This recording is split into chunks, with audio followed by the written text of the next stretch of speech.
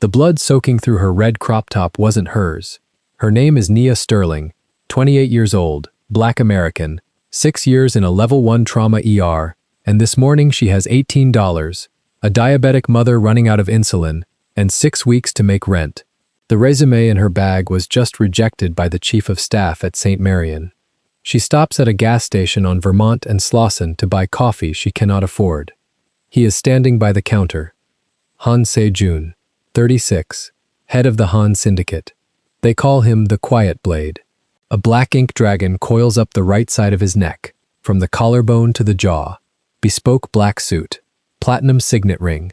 The kind of man who does not step into a corner store on Vermont and Slauson. Then the sedan pulls up. The window comes down, the muzzle flashes. Glass explodes across the tile. Se-jun hits the floor, a red bloom spreading across the right side of his white shirt. Everyone runs. Nia doesn't. She drops to her knees, rips the hem off her red crop top, and packs the wound with her bare hands. 22 minutes of pressure, a stranger's ribs under her palm. A mafia boss alive because a black nurse nobody wanted to hire refused to let him die on a gas station floor. But what she doesn't know yet is why he was there, and who told them to reject her that morning. Before starting the story, comment down below where you are watching from and what time it is there. If stories of karma, love, and hidden truths move you, leave a like, be sure to subscribe to the channel, and click join to become a member and help our channel. Nia counted the resumes twice because the first count felt wrong. 12 on the table. 647 glowed on the microwave behind her.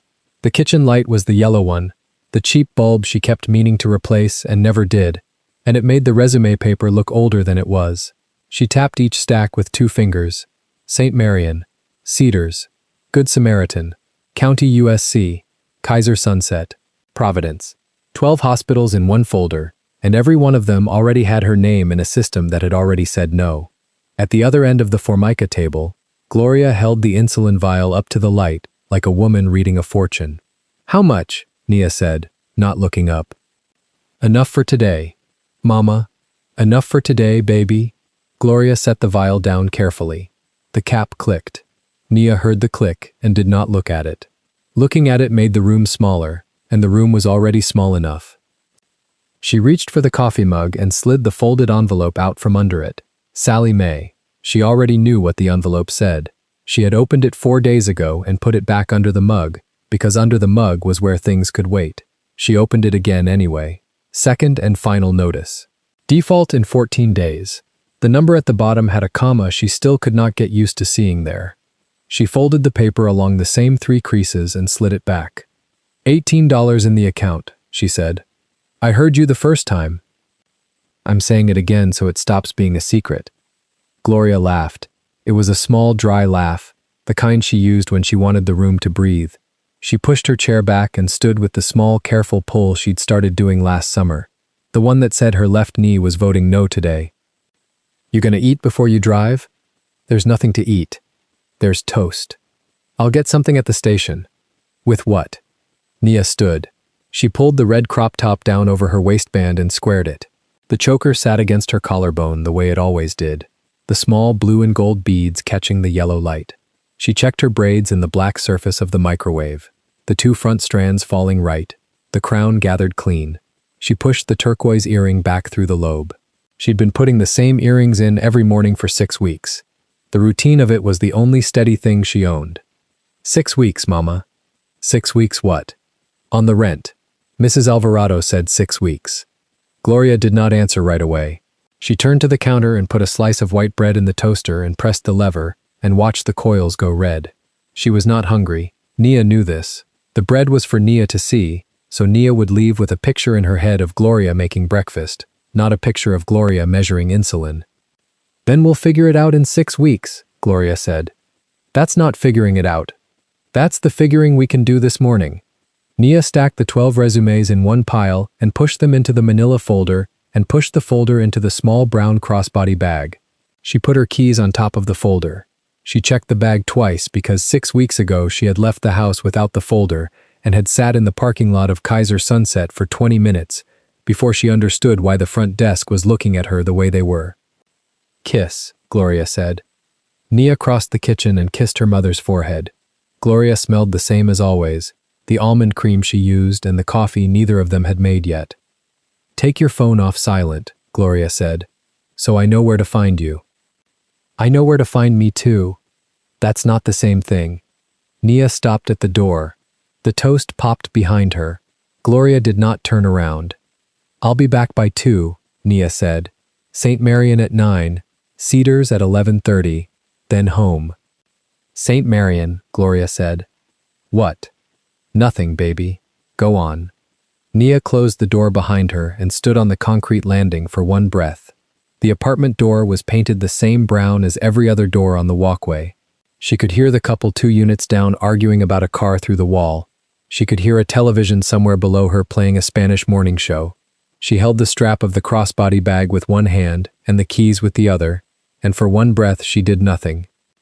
Then she walked down. Her car was the pale blue Corolla with the front bumper that did not sit flush anymore.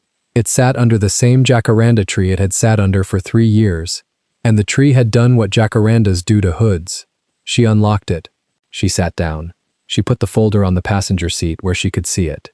She turned the key and the engine caught on the second try, which was better than yesterday. She looked at the fuel gauge. The needle was under the E. She had known this yesterday too. She drove.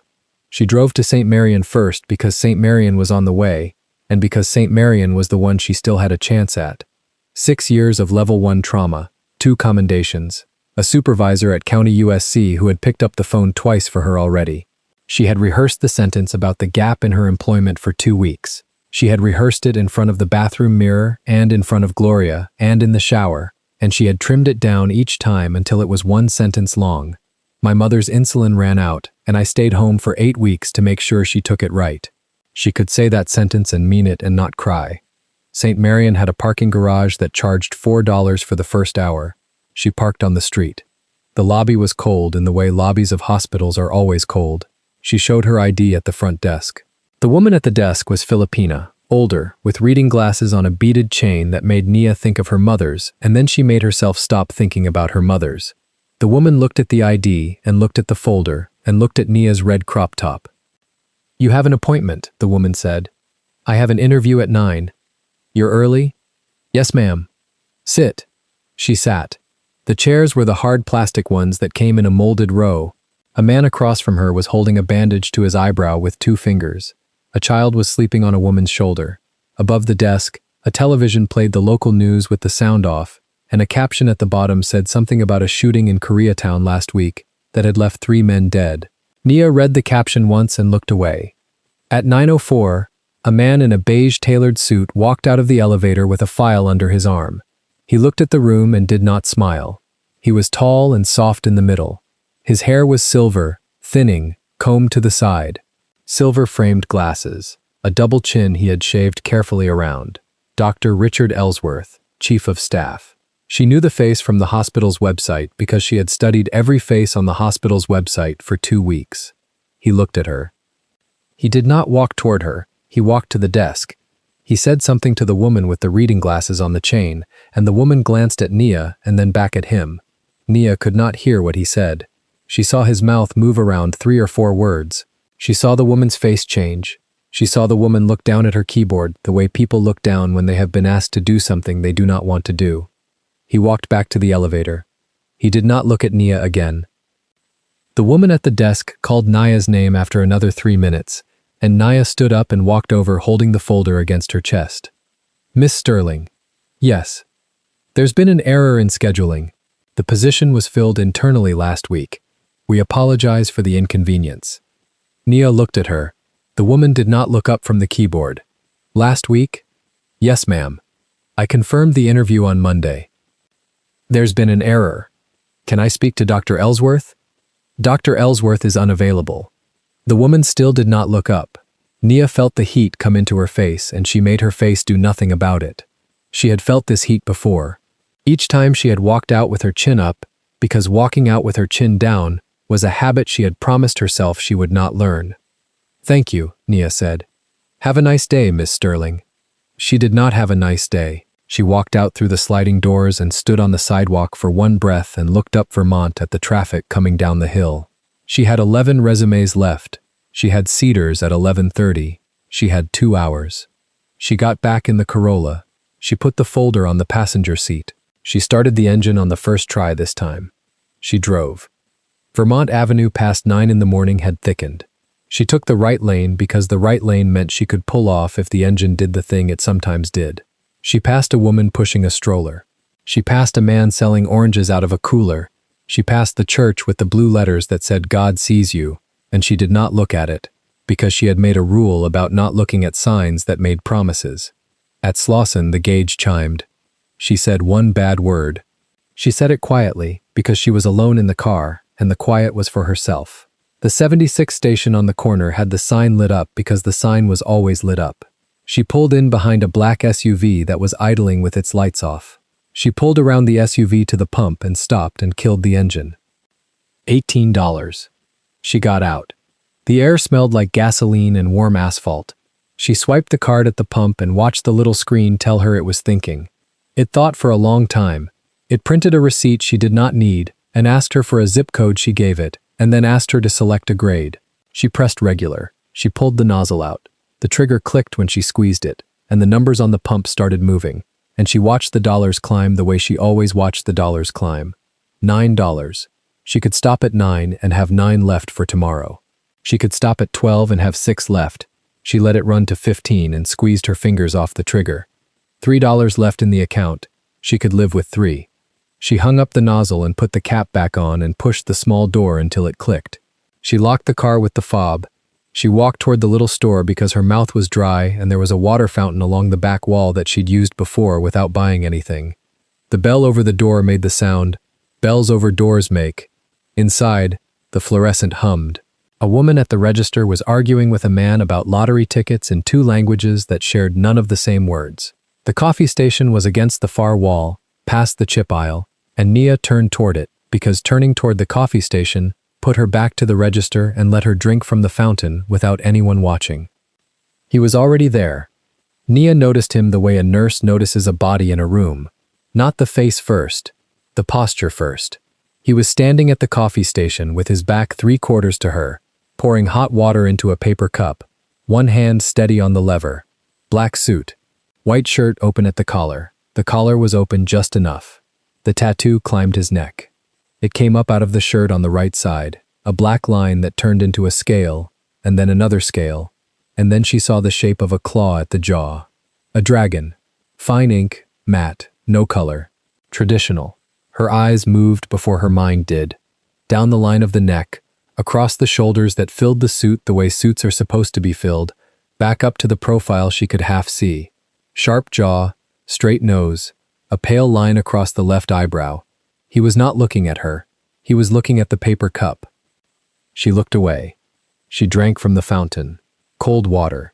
She counted to 5 in her head, because counting to 5 was what she did when she needed to not be a person for a moment. She wiped her mouth with the back of her hand and turned to leave, and that was when the door of the SUV outside opened. She saw it through the glass.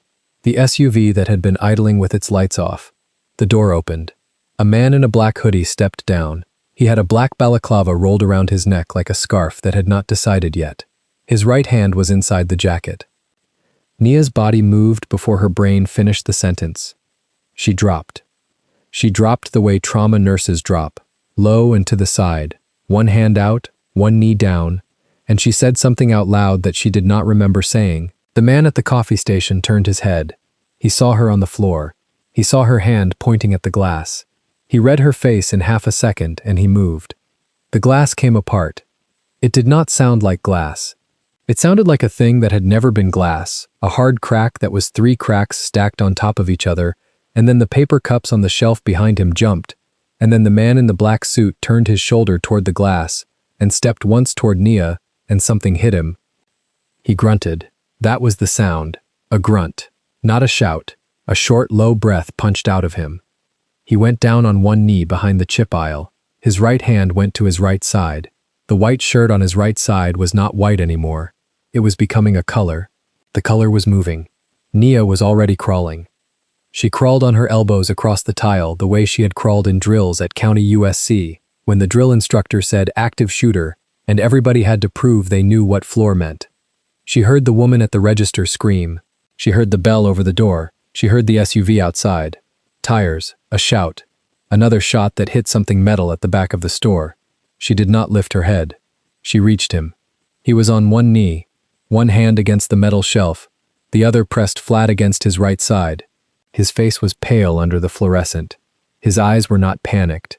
His eyes were looking at her the way a man looks at a door he was not expecting. "Down," she said. "All the way down, on your back." He did not answer. He did not move. "On your back," she said. "Now." She put her hand on his shoulder. She felt the weight of him under the wool. She pushed. He went. He let himself go, and she guided the shoulder to the floor with the same hand she used on drunks in the ER when she had to make a body cooperate without making it fight. His head touched the tile. He looked at the ceiling. He did not close his eyes. "Stay with me," she said. "Stay looking up. Don't look down." He looked at her. "Up," she said. "Ceiling." He looked at the ceiling. She grabbed the hem of her red crop top with both hands, and she tore. The cotton did not tear the way movies said cotton tore. It resisted for a second, and then it gave, and she used her teeth on the second pull to start the strip, and then the strip came free the length of her palm, wide enough for what she needed. She balled it in her right fist. She used her left hand to lift the edge of his white shirt. The wound was on the right lateral, between the 9th and 10th ribs. Entry small. Exit. She slid her palm under him. None she could feel yet. Blood was coming out steady, not spurting, not the artery. She let out one breath she did not know she'd been holding. "Sir," she said, and she said it because sir was the word her mouth used in the trauma bay when she did not have a name. "Sir, I'm a nurse. I'm going to press. It's going to hurt. Do not fight my hand." He did not fight her hand. She packed the red cotton into the entry the way she had packed gauze into worse things, folded twice, driven in with the heel of her hand, and then she leaned her whole weight down through the heel of that hand and held it there. He made a sound in his throat. He did not move. "Breathe in through your nose," she said. "Long, slow, do not talk." He breathed in through his nose. Outside, the tires screamed and were gone. The bell over the door had stopped. The woman at the register was crying somewhere behind the counter, and her crying was the kind of crying that meant she was alive. The fluorescent hummed. A radio the woman had been listening to was still playing a Spanish morning show, as if nothing at all had happened. Nia did not look up. Her hand was on his side, her other hand was under his back, looking for the exit that was not there. Her braids had fallen forward across her cheek, and she did not push them back, because pushing them back was one hand off the wound, and one hand off the wound was not a thing she was willing to spend. "What's your name?" she said. He looked at her. He did not answer at first. His mouth moved around a shape it did not release. "Your name," she said. "Give me a name. I need something to call you." "Seo Jun," he said. His voice was quiet. Under the pain, under the wool suit and the blood on the tile, and the ink up the side of his neck, his voice was quiet, the way a room is quiet after a door has closed. "Seo Jun," she said. "I'm Nia. I have you. Keep looking at the ceiling." "Nia. Ceiling." He looked at the ceiling. She pressed harder. The red cotton under her palm was already darker than her top. She adjusted her weight so her shoulder was over her hand, so her hand was over his 9th rib, so nothing in her arm was doing anything but pushing down. She counted in her head. 60. Then 60. Then 60. Somewhere across the store, the woman at the register had picked up a phone and was saying an address into it in a voice that shook and did not stop. Nia did not look up. Under her hand, she felt his ribs rise and fall, slow, slower than she wanted, not as slow as she was afraid of. His pulse against her fingertips was there. It was there, and it was fast, and it was there. "Seo Jun," she said. "Nia." "Stay?" She pressed harder. "Seo Jun." "Nia. Talk to me. Not sentences, words, one at a time. Tell me a color." He blinked at the ceiling. His mouth moved. "Black," he said. "Another. White. Another. Red." His hand, the free one, the one not pinned under her, came up an inch off the floor and hovered, and then settled again. She saw the platinum ring on the little finger, She saw the flat matte face of a watch under the cuff. She saw the tendons in the wrist stand up and go slack, stand up and go slack, and she counted the standings against her own breathing. Good, she said. Another. Nia. That's a name. Nia. Ceiling, she said. Look at the ceiling. He looked at the ceiling. Outside, a second engine. Not screaming, coming steady, coming fast, a big engine. She heard it turn into the lot. She heard doors open, controlled, not panicked, 3 of them at once, and she heard boots on asphalt, and she heard a voice speaking Korean, low and short, the way a man speaks who has done this before. The bell over the door. 3 sets of boots on tile, fast, not running. She heard the boots split. One went to the register, one went to the back, one came straight down the aisle toward her. She did not lift her head. She kept her hand on his side. Her braids were still hanging forward across her cheek, and her right knee was still on the tile, and blood had reached the knee of her jeans, and she did not care about the jeans. The boots stopped a foot from her hip. She felt him look at her before she heard him speak. A shadow across her shoulder. Then a voice, low, careful, English with the shape of Korean under it. Ma'am. She did not answer. Ma'am, I need you to move your hand. No. Ma'am.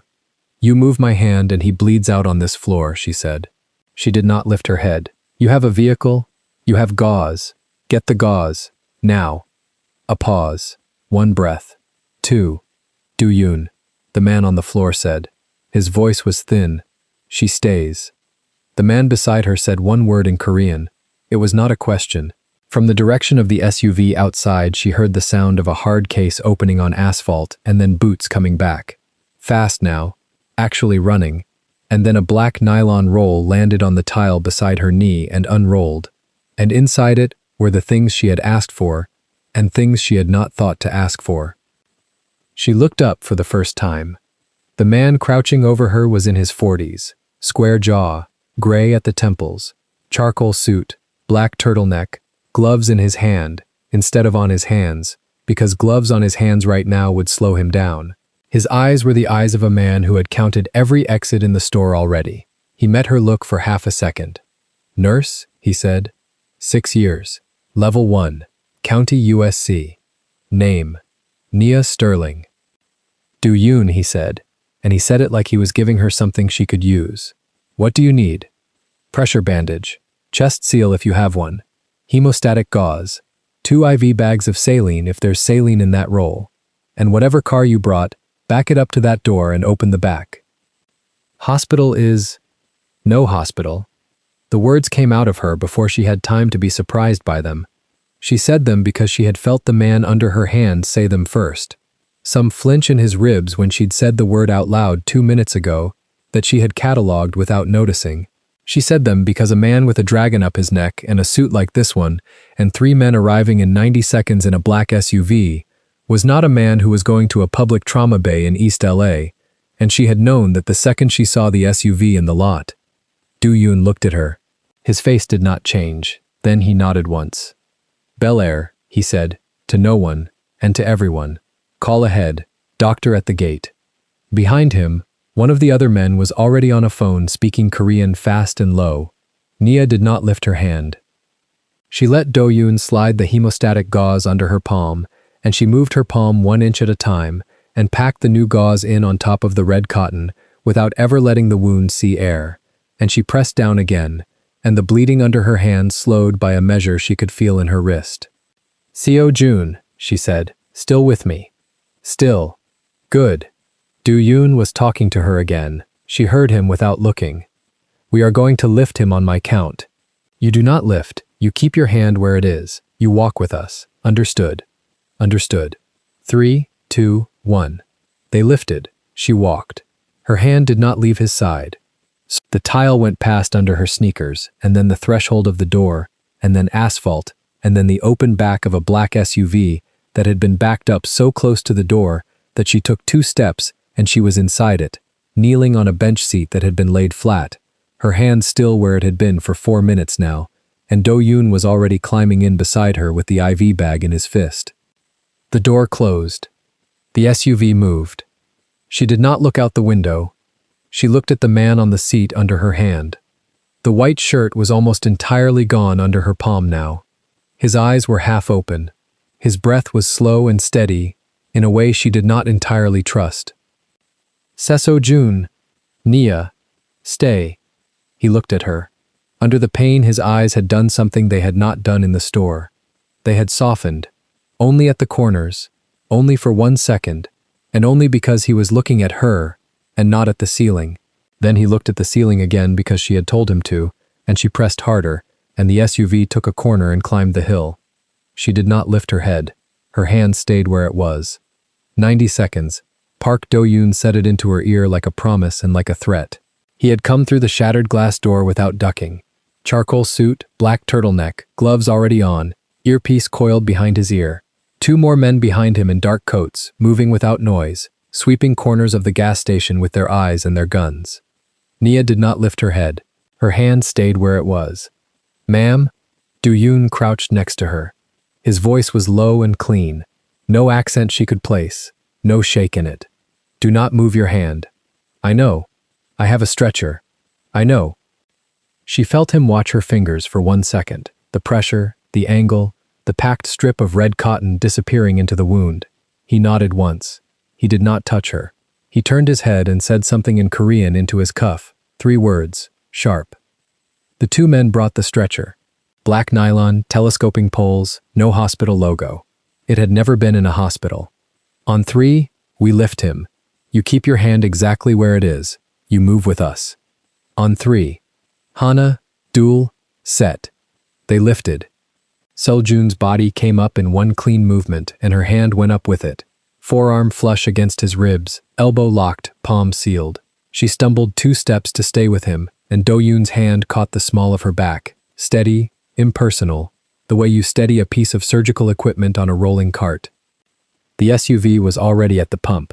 Black Escalade, engine running, back door open, black rubber sheet laid down on the seat. In. She climbed in on her knees. The stretcher slid onto the rubber. Seo-jun's head came to rest against her thigh. Do-yoon shut the door. "Wilshire," he said to the driver. "Bel Air, now." The SUV moved before the seatbelt light was done blinking. Nia looked down. Seo-jun's face was the color of old paper. His eyes were open a slit. He was watching her. "Stay with me," she said. His lips moved. No sound. "Don't try. Just stay." The driver took Slauson east, then Crenshaw north, threading traffic in the way only men who did this for a living threaded traffic. Sirens somewhere behind them, going the wrong direction. Nobody had called an ambulance. Do-yoon had made sure of that in the 90 seconds she hadn't been counting.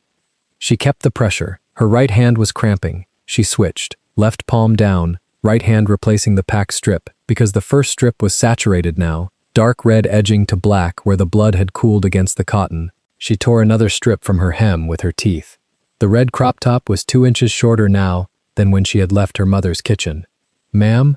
She looked up. Do-yoon was turned around from the front passenger seat. "Nia, my name is Nia." "Nia, 12 minutes to the estate. There is a surgeon waiting. Everything you need is there. Can you hold?" "Yes.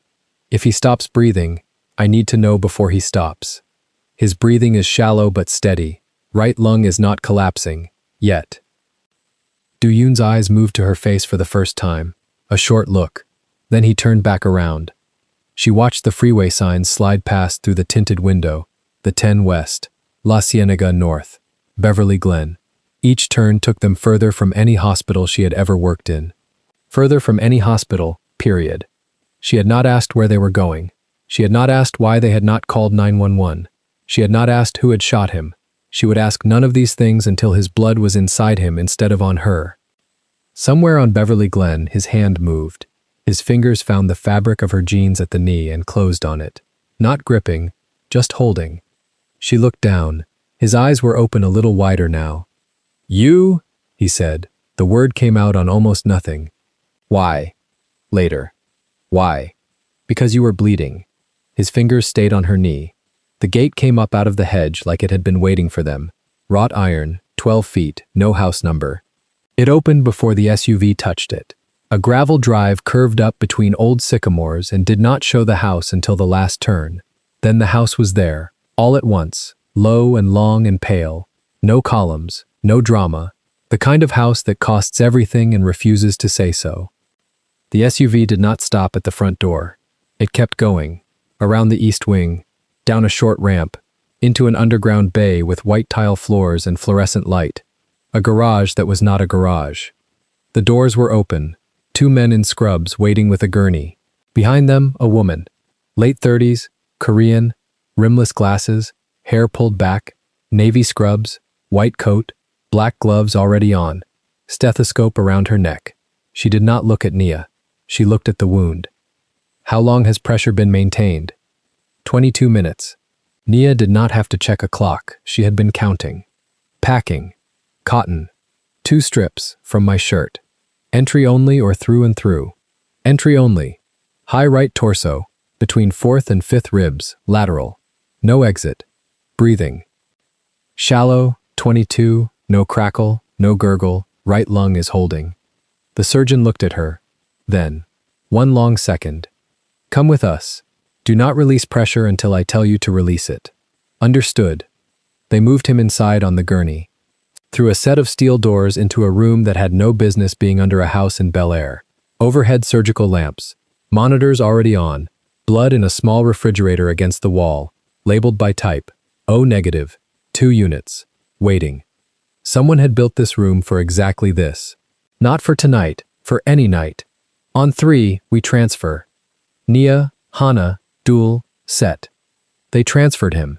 Her hand went with him from the gurney to the table without lifting. The surgeon was already gloved, already gowned, already opening a tray. You are a nurse. Trauma, St. Marian, level 1, 6 years. Are you employed there? Not since 7:45 this morning. The surgeon's eyes flicked up over the rimless glasses. She said nothing. She reached for a hemostat. Nia. When I say release, you lift your hands straight up, not sideways, straight up. I need to see the tract before it closes. Yes, doctor. Release. Nia lifted her hands straight up. The strip of red cotton came away in the surgeon's clamp. Blood welled. The surgeon was already inside with her fingers, tracing, feeling for the fragment that had not exited. I have it. She worked. Nia stood at the head of the table with her hand hovering. The surgeon did not need her anymore for pressure.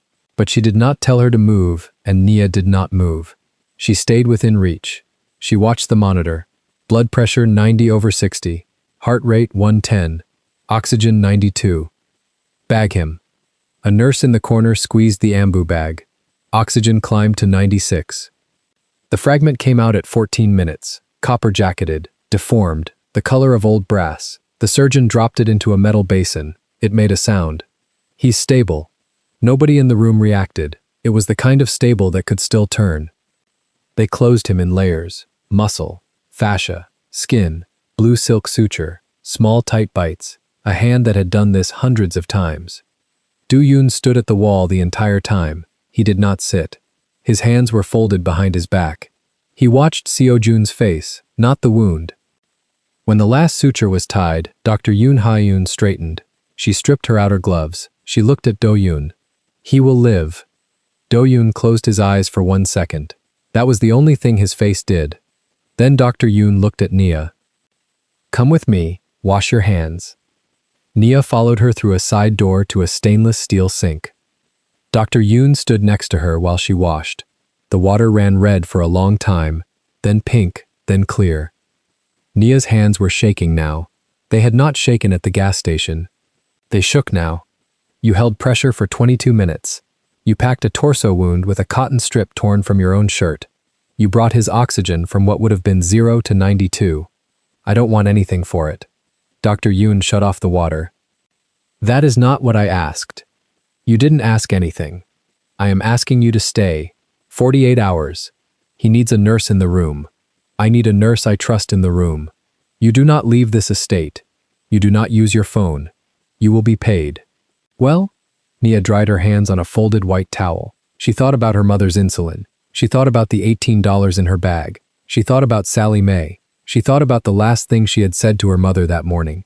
6 weeks. I promise. My mother is diabetic. She has 3 days of insulin left. Give me the address. It will be at her door before noon. A month's supply. Do-yoon will send someone she will not be afraid of. How do you know she'll be afraid? Because men in dark suits do not knock on doors like hers to bring good news. I will send a woman, in scrubs, with a card from a real pharmacy. Nia looked at her. Who are you? I am the person who keeps him alive. Now I am also the person who keeps you here for 48 hours. Are you staying? Yes. They put her in a room on the second floor of the east wing. It had a window that looked at a pool she had not known was there. A cotton robe on the back of the door. A tray of food she did not touch. A clean set of navy scrubs folded on the bed, still in the plastic. Someone had guessed her size and guessed it right. She sat on the edge of the bed with her hands in her lap. Her red crop top was gone, taken away in a biohazard bag. The turquoise earrings were still in. The choker was still around her neck. Her jeans were still red at the knees where his hand had held her. She did not cry. She got up. She put on the scrubs. She went back downstairs. That was day 1. By day 3, she knew the pattern. The medical suite was down the east wing behind 2 sets of steel doors, monitored by a camera she had learned to stop noticing. Dr. Yoon came at 6 a.m., at 2 p.m., and at 10 p.m. Do-yoon came whenever Dr. Yoon came, and one other time at night that Nia had not yet placed. 2 men rotated on the door outside the suite. They did not look at her when she passed. They looked past her, always, at the hallway behind her. Seo-jun slept most of the first day.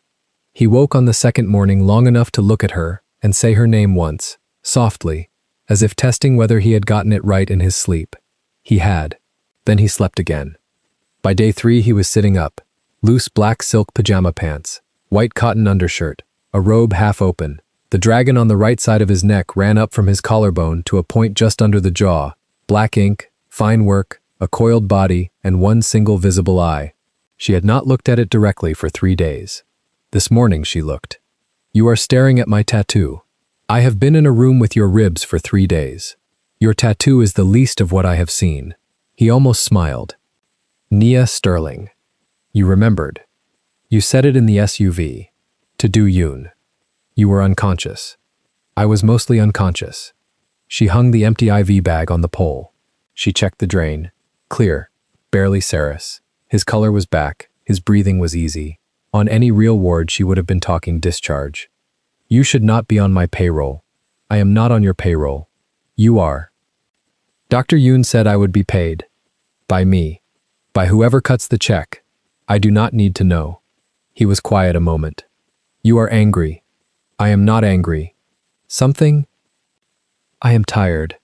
She turned to leave. Nia. She stopped at the door.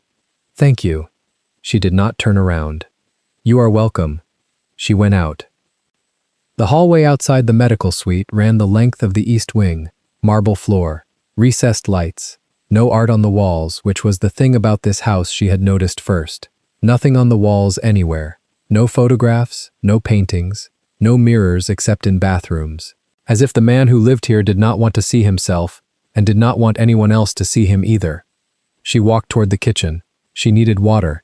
She needed to be out of the room where his gaze had softened just before she left it. She had seen his face do that and she had recognized it and she did not want to have recognized it.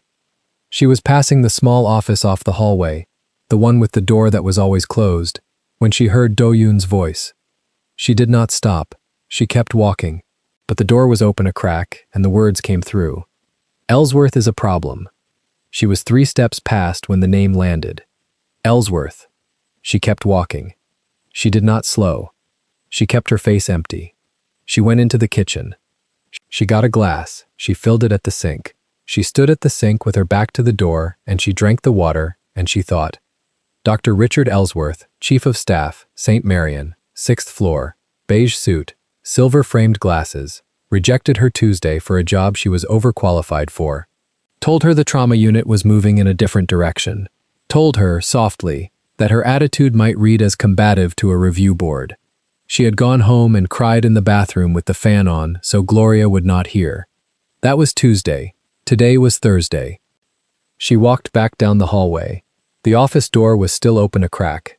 Dr. Yoon now, quiet, clipped. Nia stopped where she could not be seen. She listened. He rejects every trauma nurse with real experience, Dr. Yoon was saying. That is not chance. That is protocol. Somebody told him to keep that unit thin. Choi. Choi. The American consortium routes through St. Marion billing. If they need a hit near St. Marion, they need to know no competent trauma nurse gets called in. Ellsworth handles the front door. He rejected her Tuesday. He rejected her Tuesday morning.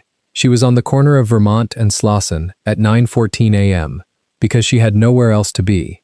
That is not chance either. That is Choi telling Ellsworth to clear the board 24 hours before the hit. So when Sejun bled at that gas station, the closest trauma nurse in the county was a woman they had already made sure would never be called. And she saved him anyway. She saved him anyway. There was a silence in the room. Do-yoon said, "Does he know?" "Not yet. Do not tell him yet." "I will not." Nia stepped back from the door. She walked to the far end of the hallway. She turned the corner. She stood with her back against the wall, and she put her hand on her stomach, because her stomach had turned all the way over. She had thought she was unlucky Tuesday. She had not been unlucky. She had been targeted for irrelevance. Swept off the board 24 hours before a man was supposed to bleed out on a gas station floor, so that when he did, no one competent would be near. They had wanted him dead. They had wanted her invisible. And she had been at a coffee counter buying a $2 cup with change from an $18 bill when the sedan came around the corner, and she had put her hand on the hole in his chest anyway. She stood in the hallway a long time. She did not cry. She did not shake. Her hand stayed on her stomach, and then it came down to her side. She walked back to the medical suite. The two men on the door looked past her, as always. She went through the two sets of steel doors. She went into the room. Seo-jun was still sitting up. He was reading something on a tablet. He looked up when she came in. Whatever was on her face made him set the tablet down. "Nia, I need to check your drain. You checked it 15 minutes ago. I need to check it again." He watched her. He did not say anything else. He let her check the drain. She checked it. It was still clear. She hung the chart back on the hook. She stood at the foot of the bed with her hands folded in front of her, the way she had been taught to stand at the foot of a bed on her first day of nursing school, 6 years ago, when she still believed the world had a shape you could learn. "You should rest," she said. "You should sit down." "I am fine." "Sit down, Nia." She sat, not on the edge of the bed, on the chair against the wall, her hands in her lap. The turquoise earrings caught the light and threw one small green fleck onto the ceiling, and she watched the fleck because it was easier than watching him. He watched her for a long time. He did not ask what was wrong. He did not ask what she had heard. He had lived 36 years in rooms where the first person to speak lost, and he did not speak. Finally, she said, "Who is Ellsworth?" His face did not change, but something behind his face did. She saw it. It was the same thing she had seen when Do-yoon closed his eyes for 1 second in the surgical suite. "Where did you hear that name?" "Down the hall." He looked at her a long moment. "Richard Ellsworth is a chief of staff at a hospital in your neighborhood. He works for a man named Choi Min-jae. Choi Min-jae has been trying to kill me for 2 years. Ellsworth's job is to make sure that when Choi finally succeeds, no one at that hospital knows how to save me. He interviewed me Tuesday." "I know." She looked up. "You know." "I know now. Dr. Yoon told me an hour ago. You know that I was rejected on Tuesday from the only hospital I applied to that week, and that the man who rejected me works for the man who tried to kill you on Wednesday, and you did not tell me. I did not tell you because I did not know how to tell you. That I was a piece on a board. You were not a piece. I was a piece they cleared. Yes." She stood up. "I need air. Nia, I need air." She walked out of the suite and down the hallway and out through a side door onto a stone terrace she had not seen before. It looked west, over a lawn that ran down to a low wall and then to the city smeared under haze. She stood at the wall and she put both hands on it and she leaned her weight forward. They had cleared her. They had cleared her the way you sweep a table before you set a trap. And she had walked into the trap anyway. And she had put her hand in the hole in the trap's chest, and she had kept the trap alive with a strip of red cotton torn from a shirt she had bought on clearance at Ross for $12. She stayed at the wall until her breath was even. Then she went back inside. She did not go back to the suite. She went to her room on the second floor. She sat on the edge of the bed. She looked at her hands. They were clean now. There was still a faint pink line under her right thumbnail where the blood had gotten in and had not come out. The story was not what she had thought it was. It was not a woman who had saved a stranger. It was a woman who had been chosen to fail and who had refused. She lay back on the bed with her scrubs still on and her sneakers still on, and she stared at the ceiling. Downstairs, somewhere in the east wing, a phone rang once and stopped. There was a knock at the door. Yes. Dr. Yoon opened it. 2 steps in, not further. He would like you to come back. How much did you hear? All of it. There is a camera in that hallway. Do Yoon watched you stop 3 steps past the door. Then he knew I heard. He knew, and he did not stop you. Why? Because he decided in the SUV on Wednesday that you had earned the right to hear anything you could hear in this house. He does not decide that often. Nia sat on the edge of the bed. What happens to Ellsworth? He will be finished at St. Marion by the end of next month. Publicly, legally, on record. You will read about it in the Times. Nia nodded, slowly. Come back to the suite when you are ready. He will wait. Dr. Yoon closed the door. Nia washed her face in the small bathroom. Same face in the mirror. Same braids. Same turquoise earrings. The eyes were tired. The eyes had also decided something. She did not know yet what. She went back downstairs. She went through the 2 sets of steel doors. Seo Jun was still in the bed, sitting up, the tablet dark on his lap now. He had not picked it up again. Sit down, he said. She sat, this time on the edge of the bed, close enough that his hand could have reached hers. His hand did not move. You had your hand inside my ribs for 22 minutes. Anybody would have. No, anybody would not have. I have been shot 3 times before. Twice in Seoul, once in Macau. There were people around me all 3 times. None of them did what you did. She looked at the floor. Because they were afraid of you. Yes. I was not afraid of you. No. I did not know who you were. No. If I had known, you would have done it anyway. She looked up at him. How do you know that? Because you told Do Yoon my breathing was shallow but steady before you told him your own name. She did not have an answer for that. He shifted, carefully, and winced. She was on her feet before she meant to be, one hand on his shoulder, the other on the drain line, guiding him back down. He let her. You should not sit up so long. You should not stand so close. I am your nurse. Yes. She stayed where she was. Her hand was still on his shoulder. Through the thin cotton of the undershirt she could feel the muscle and the bandage, and beneath everything, the heat of a body that a day ago had been trying very hard to die and had chosen, in the end, not to.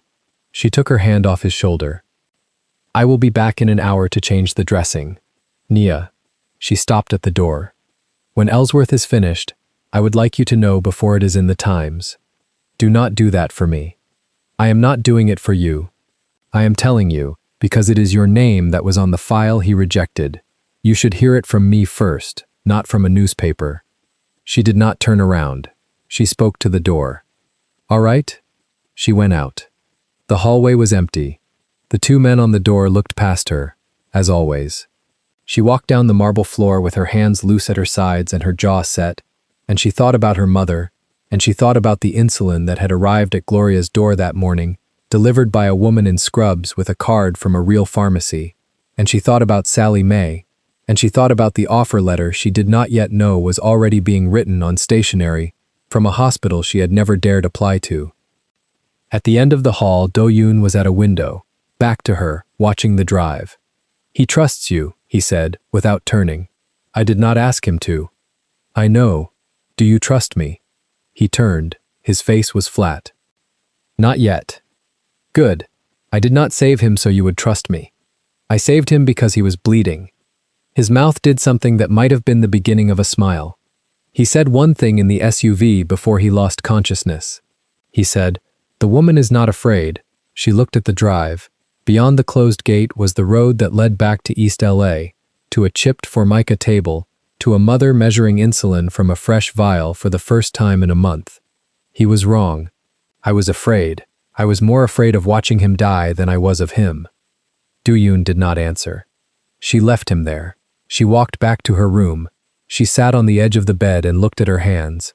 The pink line under her right thumbnail was gone. Downstairs, in the small office off the east hallway, Dr. Yoon Ha-eun opened a laptop and began to compose a letter of recommendation. She addressed it to the chief of the trauma department at Cedars-Sinai. She did not sign her own name. She signed a name she used for exactly this, a name that had opened 3 doors in 5 years for 3 women whose lives had needed doors opened. She attached a resume Du-yoon had pulled 20 minutes earlier. She hit send. Upstairs, Nia closed her eyes. She did not know about the letter yet. She would not know for 6 days. The courier came at 3 in the morning. He wore a delivery service cap that did not match any delivery service in Los Angeles, and he carried a padded manila envelope with no return address. He walked up the concrete steps of the East LA apartment building on Fickett Street, past the burned-out bulb on the second-floor landing, past the door with the taped-over peephole, and stopped at Unit 3B. He slid the envelope under the door. He did not knock. He did not linger. By the time the envelope had settled on the cracked linoleum inside, he was already back in the sedan idling at the curb, and the sedan was already pulling away toward Whittier Boulevard, and the block was quiet again. Gloria Sterling woke because her insulin pump chirped low battery. She sat up on the edge of the bed. Her feet found the worn pink slippers by habit. She reached for the reading glasses on the beaded chain around her neck and settled them low on her nose. The pump chirped again. She padded out of the bedroom, one hand on the door frame, one hand on the wall, and when she got to the kitchen, she saw the envelope on the floor near the front door. She stopped. She looked at it for a long time. The apartment was too quiet. Nia had been gone for 6 days. 6 days without a phone call. 6 days of texts that read, "I'm safe, Mama, don't worry, I'll explain." 6 days of Gloria pretending to her sister on the phone that everything was fine, because saying it out loud would make it real. She had not slept a full night. She had eaten because her blood sugar demanded it, not because she was hungry. And now there was an envelope on the floor at 3 in the morning. She bent for it. Her knees protested. She pressed one hand flat on the counter and lowered herself the rest of the way and picked it up. The envelope was heavier than paper. There were photographs inside. She could feel the stiff rectangles through the padding. She opened it at the kitchen table, because that was where she opened everything. The first photograph was Nia in the back of a black SUV. Nia's red crop top was almost black with dried blood. Her forearms were slick to the elbow. Her braids had come loose on one side. She was leaning forward, both hands pressed hard against the chest of a Korean man Gloria had never seen. And the man's eyes were closed, and the man's mouth was open, and there was so much blood on the leather seat beneath him that it looked like water. Gloria did not scream. She turned the photograph over. There was a date stamp in the corner. 6 days ago. The morning Nia had left the apartment with $18 and her resumes and the good sneakers. She turned to the second photograph. The second photograph was Nia at a wrought iron gate, being helped out of the same SUV by a man in a charcoal suit. The gate was tall and black and expensive. Behind it there were olive trees. Nia's face was turned toward the camera by accident, and in the picture her eyes were the eyes of a woman who had already decided something. The third photograph was Nia, in a white nursing scrub top, standing at a window with her arms crossed, looking out at a green lawn. She looked thinner. She looked like she had not slept. The fourth photograph was the front of Gloria's own apartment building, taken from across the street. Yesterday afternoon. Gloria could tell yesterday because the trash bins were still out on the curb, and today was pickup day. Gloria set the photographs down. She pressed both hands flat on the table. She breathed once, in and out, the way the nurse at the clinic had taught her to breathe when her sugar dropped and she felt herself going. She counted to 4 on the inhale. She counted to 6 on the exhale. She did it twice. Then she stood up to go to the refrigerator, because that was where she kept her insulin, and she needed to see the insulin. She did not make it to the refrigerator. The vial was already on the floor. She had not seen it fall. She could not remember pulling it out, but there it was. In the middle of the kitchen linoleum, the small glass bottle in 3 pieces, the clear liquid spread in a thin, uneven pool around the shards, already soaking into the grout between the tiles. Gloria looked at it. Then she looked at the refrigerator door. There was a note there. It had not been there when she went to bed. She walked to the refrigerator. She took the note down. It was written in thick black Sharpie on the back of one of Nia's old grocery lists. The list on the front was in Nia's handwriting. Eggs, brown rice, the cheap green tea Gloria liked. The Sharpie on the back was in someone else's handwriting. The nurse comes home, or nobody comes home. Gloria read it twice. She sat down on the kitchen floor because her legs had stopped holding her. She sat down slowly, one hand on the counter the whole way, and when she was down, she pulled the housecoat tighter around herself and looked at the broken vial and the puddle and the note in her hand, and she did not cry. She was too tired to cry. She was 61 years old, and she had raised a daughter alone on a lunch lady's salary, and she had buried a husband, and she had watched her sugar numbers climb every year for a decade, and she knew, in the way old women know these things, that crying was for later. Right now she had to think. She pulled her phone off the counter. She dialed Nia. It went to voicemail. She dialed again. Voicemail. She sent a text. 2 words. Come home. Then she sat on the kitchen floor and waited. At the estate in Bel Air, 17 miles and a whole world away, Nia was awake. She had been awake since 2. She had woken to a hand on her shoulder, Du Yun's hand. Gentle. The gentlest thing about the man. He had said one sentence in his careful English. Your mother is safe. She does not know she is safe. We need 1 hour. Then he had left the room. Nia sat on the edge of the guest room bed, in the plain white nursing scrub top and matching pants she had been wearing for the last 3 days. Her braids were pulled back and gathered at the crown, the way she had worn them the morning of the shooting, the way she had worn them every morning since, because doing her hair the same way was the only thing that felt like her own. The small turquoise pendant earrings were in her ears. The beaded choker was at her neck. Her red crop top and her jeans and her white sneakers were folded on the chair by the window, washed clean of blood by someone she had never met. She stood. She walked to the window. The lawn below was lit by low landscape lights. 2 men in charcoal suits stood at the corner of the drive, not talking, not moving. She had learned in 6 days to recognize which men were security and which men were staff. These were security. Her phone was on the nightstand. She picked it up. 2 missed calls from her mother. 1 text. Come home. Her stomach dropped in a way it had not dropped since the tile floor of the 76 station. She sat down on the edge of the bed with the phone in both hands. She thought about calling back. She did not call back. She stood up instead and walked out of the guest room and down the long hallway with the pale wood floors and the framed calligraphy and the low, warm lamps, and she did not stop at the medical suite where she had spent the first 3 nights, and she did not stop at the kitchen where the housekeeper left her a plate every evening. She walked to the study. Sejun was there. He was standing at the tall window with his back to the door, one hand in the pocket of black wool trousers, a white dress shirt unbuttoned at the collar. The dragon on the right side of his neck was visible in the lamplight, the coiled black ink from collarbone to jaw. He had not been sleeping either. She had learned to tell by the set of his shoulders. Du Yun was in the chair by the desk. Dr. Yoon Ha-eun was standing behind him, arms folded, glasses reflecting the desk lamp. They stopped talking when she came in. My mother, Nia said. Her voice did not shake. She was proud of that. Someone was in her apartment tonight. Seo-jun turned from the window. I know, he said. You know. Du Yun woke me 20 minutes ago. She has photographs of me. Bloody. I know. There is a note on her refrigerator that says the nurse comes home or nobody comes home. Seo-jun did not move. His face did not change. Only the muscle along his jaw did. 1 small tightening, 1 release. Nia had learned in 6 days to read that muscle. It was the closest thing he had to a shout. Choi, Do-yoon said quietly from the chair. Not Choi personally, one of his American contractors. The same one who drove for the shooting. Halloran, Dr. Yoon said. Nia looked at her. He is being handled, Dr. Yoon said. What does that mean? It means what you think it means, Do-yoon said. Nia sat down in the leather chair opposite the desk without being invited. She put her hands flat on her knees. She looked at Seo-jun. I'm going home, she said. He did not answer. I'm going home tonight now. I need someone to drive me to a bus, or I'll walk to the gate and take a taxi. But I am going home. My mother is sitting on the floor of the kitchen right now. I know that. I know that the way you know the muscle in your jaw is moving. I am going home. Sojun crossed the room and sat down on the couch across from her, not the chair behind the desk, the couch.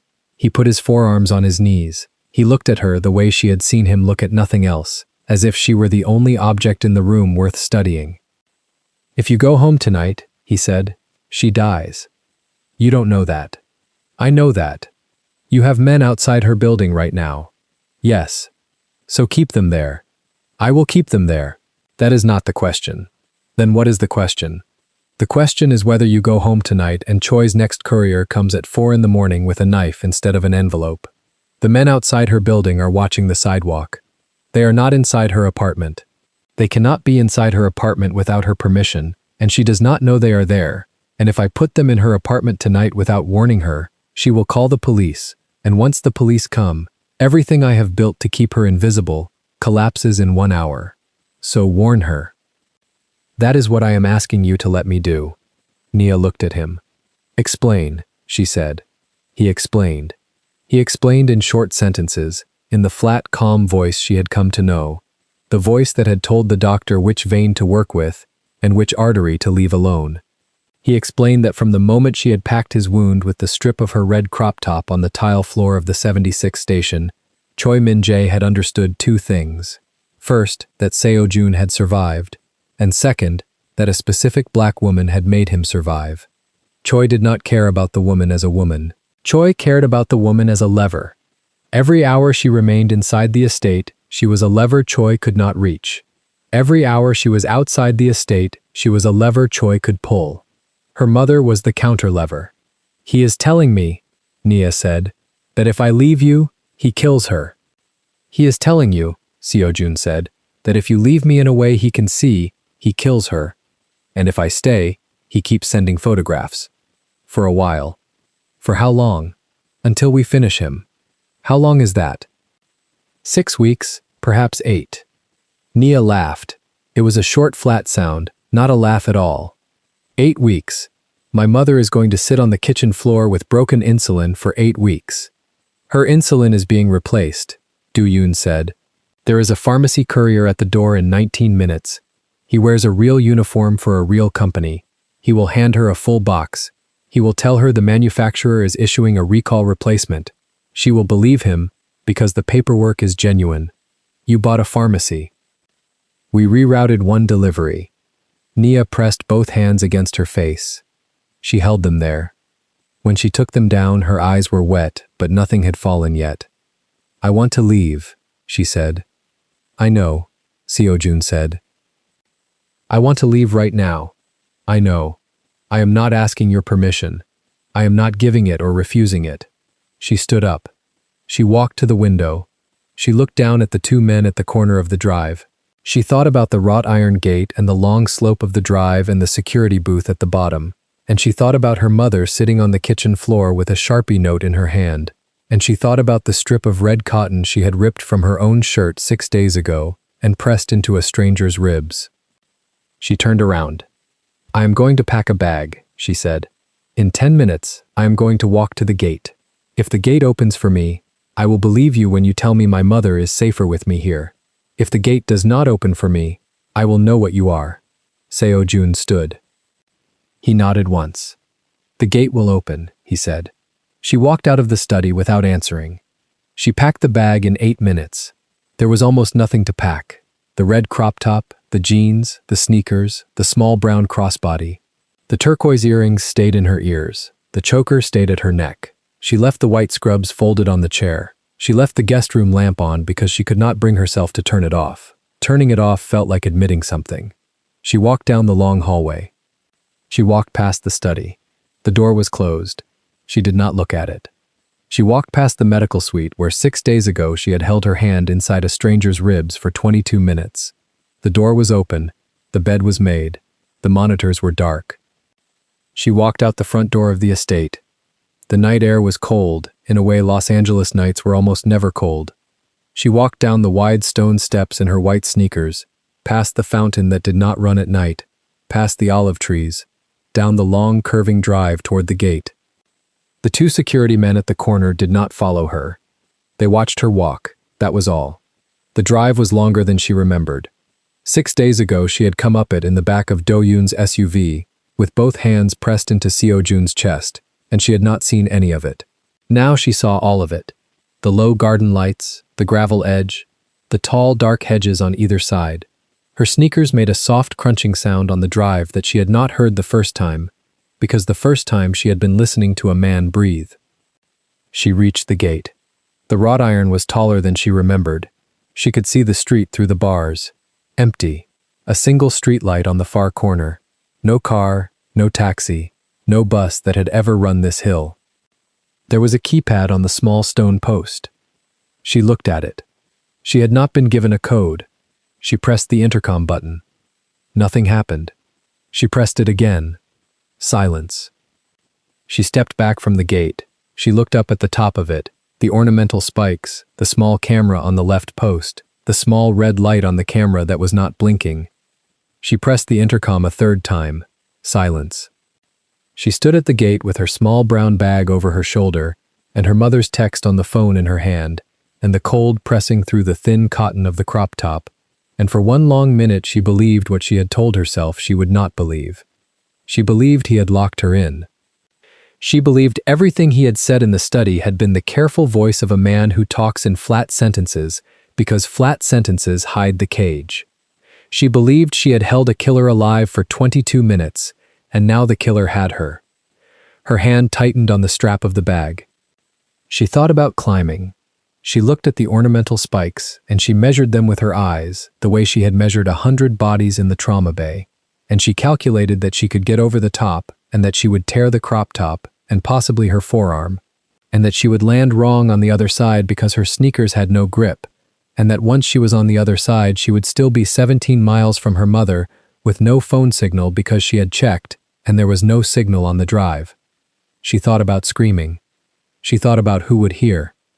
She thought about the camera with the red light that was not blinking, and she thought about the man in the study who had said the gate will open, and she thought that maybe the camera not blinking was on purpose, and maybe the intercom not answering was on purpose, and maybe he was watching her stand at the gate deciding whether he was the kind of man who caged what he loved. She did not use the word love in her head. She did not use any word. She just stood there. The minute stretched. She could hear her own breath. She could hear the very distant hum of a car on Sunset Boulevard, blocks and blocks away. She could hear the small tick of the cooling stone in the gate post. Then the gate clicked. The heavy latch released. The two iron halves swung open on silent hinges, slow and precise, and stopped at the exact width of a person plus a shoulder bag. She did not move. She looked at the open gate. She looked at the empty street beyond it. She looked at the camera on the post. The small red light began to blink. Behind her, on the drive, gravel shifted. She turned. Do-yoon was walking down toward her, unhurried, both hands empty and visible at his sides in the old habit of a man who wanted to be seen approaching. He stopped 10 feet away. "There is a car for you," he said, "if you want it. Or you can walk. The gate stays open until you close it." He waited to open it. He waited to see if you needed him to. That is a game. It is not a game. He was in the room next to the intercom. He did not answer because he wanted you to hear yourself decide. Nia looked at him. She looked back at the open gate. She looked at her phone. Her mother had not answered the text. Come home. No reply. Not typing. Not read. She thought of her mother on the kitchen floor. She thought of the courier in 19 minutes with the real uniform and the real pharmacy box and the paperwork that would work because it was genuine. She thought of the strip of red cotton she had torn from her own shirt. She stepped back from the gate. She did not step back onto the drive. She stepped sideways, one small step, and she stood there in the narrow strip of grass between the drive and the hedge, and she pressed both hands flat against her face the way she had in the study. And this time she let one small sob come up and go back down. Then she took her hands away. "I need to hear her voice," she said. Do-yoon nodded. He raised his wrist to his mouth and spoke one word in Korean into the small microphone at his cuff. Nothing else. One word. 30 seconds later, Nia's phone rang. She looked at the screen, her mother's number. She answered. "Mama." "Baby." Gloria's voice was thick and low, the voice she used when she had been sitting on the floor. Nia heard the kitchen linoleum in it. She heard the broken glass. She heard the Sharpie note. Mama, listen to me. Baby, who was here? Mama, listen. There is a man about to knock on your door. He is from the pharmacy. He is real. His uniform is real. He is bringing you insulin. Take the insulin. Do not ask him anything. Take it and lock the door and put the chain on. Baby, where are you? I'm coming, Mama. Not tonight. Soon. Baby. Mama, there are 2 men on your street right now, in a dark blue car by the taqueria. They are watching your building. They are not going to knock. They are not going to bother you. They are going to keep anyone else from bothering you. Do you understand me? There was a long silence. Baby, Gloria said, who did you save? Nia closed her eyes. She stood in the narrow strip of grass between the drive and the hedge at 3:47 in the morning, with her hand around a phone and her mother's voice in her ear, and Du Yun 10 feet away, pretending not to listen, and she felt the last piece of the shape of her life shift into a place it would never leave. I don't know yet, Mama, she said. Then, softer, but I'm going to find out. She stayed on the phone until she heard the knock at her mother's door. She listened to her mother stand up off the floor. She listened to the chain slide. She listened to a polite young man say the name of the pharmacy and the words recall replacement, and here is your paperwork, ma'am. She listened to her mother thank him. She listened to the door close. She listened to the chain slide back on. I have it, baby, Gloria said. The whole box. Put it in the fridge, Mama. I will. I love you. I love you too, baby. She hung up. She stood there for a long time with the phone in her hand. Then she turned back toward the drive. The gate began to close. She let it.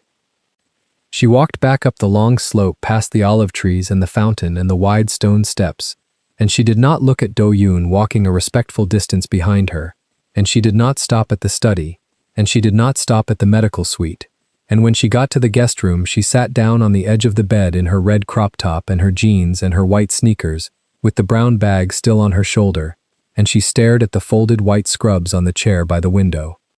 There was a soft knock. She did not answer. The door opened anyway. Seojun stood in the doorway in the unbuttoned white shirt and the black trousers, the dragon black on the right side of his neck, and he did not step inside.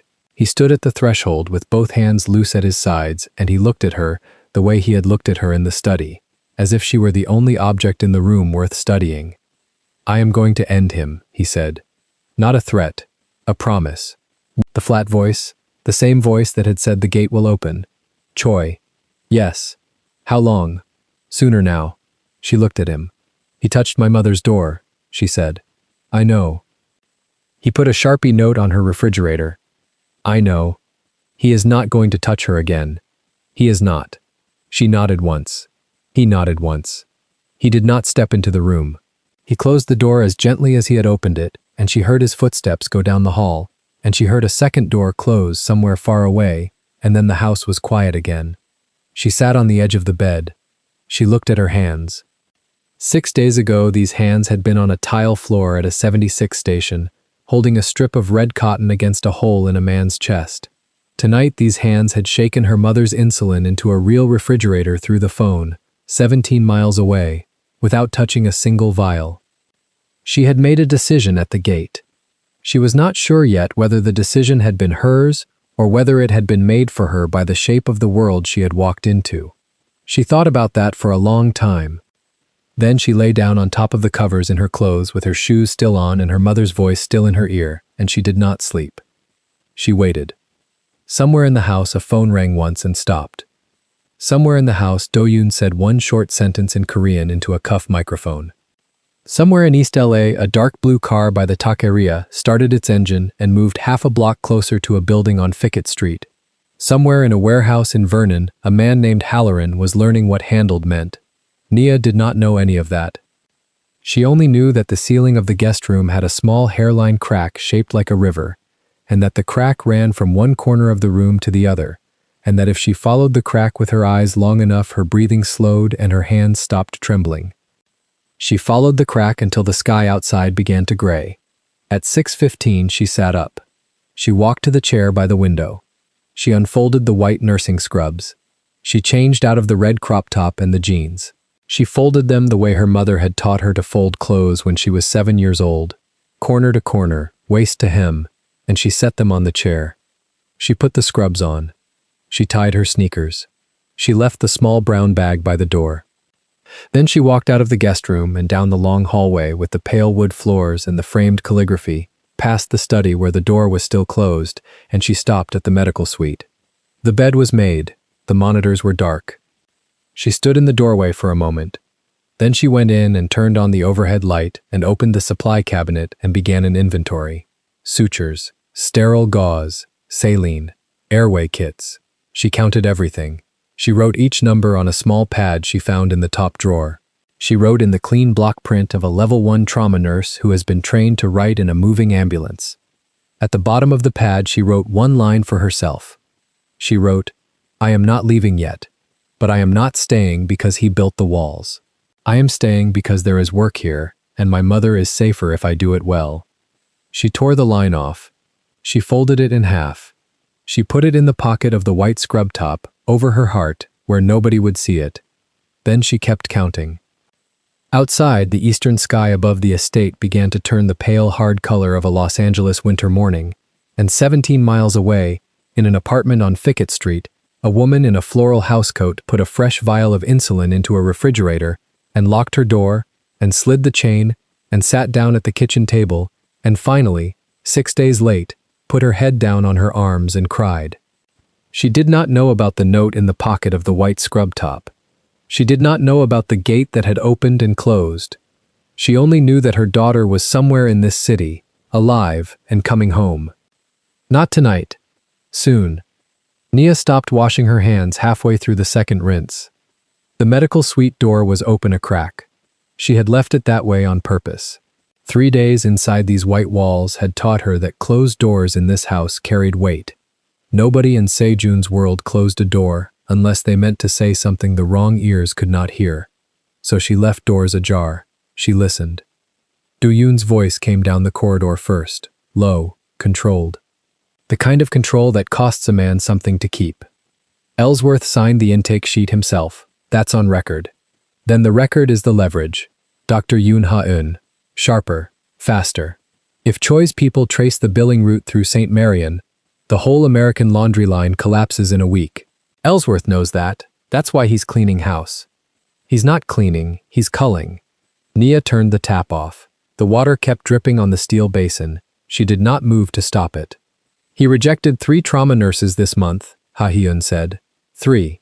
All of them qualified, 2 level 1 veterans. He was told to. Do-yoon's voice dropped again. Whoever Choi put inside the hospital board sent instructions down.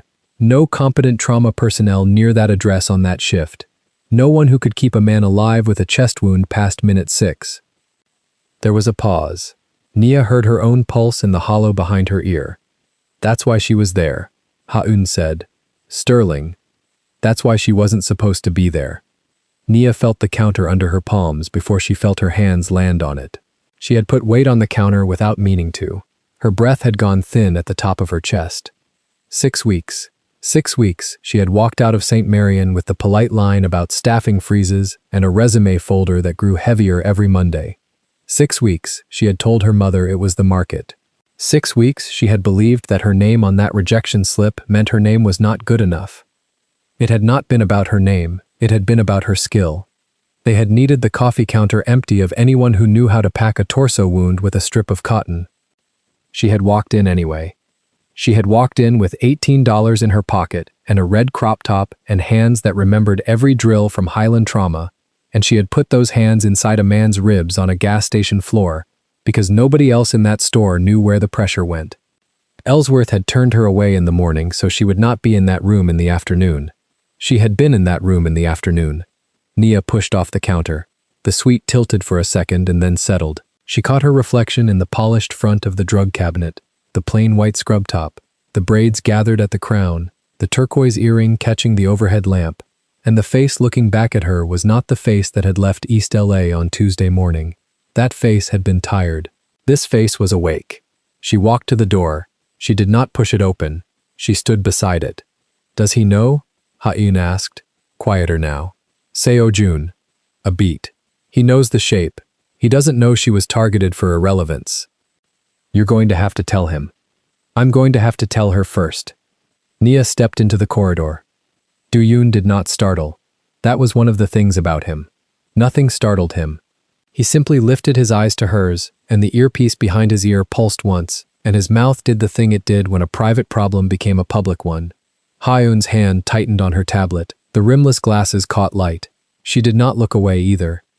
How long were you standing there? Do-yoon said. It was not a question. Long enough. The corridor held 3 seconds of silence. Then Nia said, Where is he? Do-yoon considered her. His gloved hand was resting on the doorframe. She watched him decide, in real time, that lying to her now would cost more than telling. The East Study, he said, reading. Nia moved. The mansion had 6 corridors branching from the main atrium, and she had memorized 4 of them in 3 days. The east wing ran along the koi pond, glass on the right, dark walnut on the left, a strip of afternoon sun on the floorboards. Her sneakers made almost no sound. Her hands were not shaking. They should have been shaking. They were not. She stopped at the study door. It was heavier than the others, carved. She lifted her hand to knock and then did not. She pushed it open instead. Seo-jun was in the leather chair by the far window. He had a book on his knee, and he was not reading it. His right arm was in a soft black sling, close to the body, and the white cotton undershirt showed at the open collar of the loose silk robe. The dragon on his neck rode up over the collarbone in fine black lines. His hair was slicked back, but a strand had come loose at the temple. He was very still. He looked up when the door moved. He did not stand. Standing hurt him. He did not pretend otherwise. Nia. You knew. She stopped 4 feet from the chair. Her voice was level. She had used this voice in the trauma bay when a resident was about to panic and she needed him to stop panicking. You knew Ellsworth was told to keep me out of that hospital. You knew before the gas station. Seo-jun closed the book. He set it on the small table beside the chair with his left hand. Slow, careful. Every movement was still costing him. I knew there was a shooter, and I knew there was a window, he said. I did not know your name. Say the rest. The rest, he said, is that Do-yoon told me 2 hours ago that the woman who kept me alive had been the one they cleared out of the room the morning before. 2 hours ago. Yes. And you were going to tell me when? Tonight. She did not answer. She looked at the sling, at the dragon, at the loose strand of hair. She had put her hands inside his chest for 22 minutes, and she had not asked his name until minute 19. He had answered on minute 21. In the ambulance, he had been unconscious for the last 90 seconds, and she had been counting compressions out loud in a voice that was not shaking then either. Choi wanted me dead, Seo-jun said. His voice was low. It cost him breath. He wanted the port terminals. To take them, he needed a public death. Public death needs an ordinary witness in an ordinary place. That is why the gas station. That is why the hour. That is why the shift. What Ellsworth did was clear the ordinary witnesses of anyone competent. So I was the mistake. You were the interruption. He said it without softening it. He looked at her when he said it. She was grateful, distantly, for the fact that he had not tried to make it sound better than it was. You were not supposed to be the one at the coffee counter, Nia. You were not supposed to be anywhere near that intersection. You had a shift interview at St. Marion at 7:30 the morning before, and it was rejected in 6 minutes by a man who was paid to reject you in 6 minutes. And then you filled the tank of your mother's car with $18 at a gas station 3 miles from a place a professional shooter was already parked. Her hand came up to her mouth and then went back down before it touched anything. She caught it in the middle. Old training. Hands stay clean. He watched me, she said. Ellsworth. He looked at my resume for 4 seconds. He had a name in his ear. Whose? Choi Min-jae's cousin sits on the St. Marion Board of Trustees. The corridor door had closed behind her. She had not heard it close. Do-yoon must have pulled it. Nia heard the koi pond fountain for the first time, a soft plink through the glass, and she understood she had been hearing it the whole conversation without noticing. She sat down. Not in the chair opposite Seo-jun, on the low ottoman between them, closer than the chair, at his knee. She sat with her forearms on her thighs, her hands loose between her knees, and she looked at the pattern in the rug for a moment. I thought I wasn't good enough, she said. You are the best trauma nurse in this city. You don't know that. Ha-eun does. She looked up. Dr. Yoon Ha-eun trained at Seoul National and did 2 years at Johns Hopkins, Seo-jun said. She watched you work on me for 22 minutes on a live feed from Do-yoon's phone. She has told 3 people since Tuesday that if you had not been in that store, I would have been dead before minute 9. She used a word in Korean that does not translate. It means something like, the hand that arrives in the exact place, the unearned mercy. Nia's eyes filled and did not spill. She blinked once. 6 weeks, she said. 6 weeks I sat at my mother's table and thought I was slipping. I thought I'd lost it. You lost nothing. They took it from me. They tried. She let the sentence sit. Outside, a groundskeeper crossed the lawn behind the glass, and the shadow of him passed over Seo-jun's shoulder and moved on. What now? She said. That is the question I do not answer for you. CT. She looked at him. You have a mother in East LA who has been alone in an apartment for 3 nights with a photograph she does not have, Seo-jun said. You have a rent notice on a chipped Formica table. You have a nursing license that is worth more than my signet ring. You have decisions that do not belong to me. You brought me here. To keep you alive. Not to keep you. The word keep hung in the room. She looked down at her hands and up again. Choi, she said. What happens to him? He is being unmade. By whom? By an audit. She almost laughed. It came out as a short breath through the nose. Almost. You're bankrupting him with paperwork. Paperwork is the only weapon that leaves the port terminals still standing when the war is over. Bullets break the ports.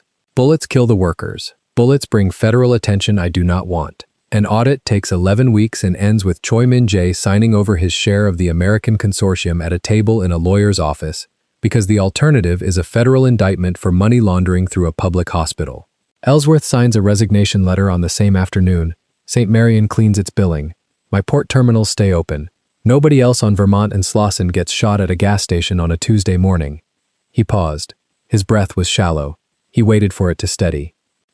That is the shape of the answer to your question, he said. That is what happens to Choi. Nia was quiet for a long moment. And me, she said. What was going to happen to me? Cedars Sinai. She turned her head slightly. She had heard him. She wanted him to say it again. Cedars Sinai Trauma ER, he said. A written offer letter has been on the desk of the director of nursing since 7 o'clock on Monday night. Dated Monday. Signed. Sent through an anonymous professional recommendation. My name is not on the letter. Ha-eun's name is not on the letter. There is nothing in that offer that ties you to this house. You will not know who sent it unless someone tells you. You're telling me? You asked. She stood up. She did not know why she stood. It was not to leave. Her body had needed to be vertical for what she was going to say next, and it had done it before she asked it to. Since Monday, she said. Since the night Do-yoon carried you both through the service door of this mansion, you were unconscious on Monday night. I was awake for 11 minutes at the end. I gave one instruction to Do-yoon on the way to the surgical suite. It was the offer letter. Nia stared at him. That was the only sentence you spoke before you went under. Yes. Before you knew if you would live. I knew I would live because your hand was on the wound. What I did not know was whether you would ever want to see the inside of a hospital again after Tuesday. I wanted you to have Cedars whether or not you wanted anything to do with me. Her breath left her in one long line. She sat back down on the ottoman. The koi pond fountain plinked once. Twice. Show me my mother, she said. He did not ask what she meant. He shifted his weight forward. She saw the flinch, and lifted a thin black tablet from the side table with his left hand. He turned the screen and set it on the ottoman beside her knee. Live feed. Overhead angle. Gloria Sterling's kitchen. The floral housecoat. The reading glasses low on the nose. Gloria was at the stove stirring a pot of something. There was a small paper bag of oranges on the counter she had not bought.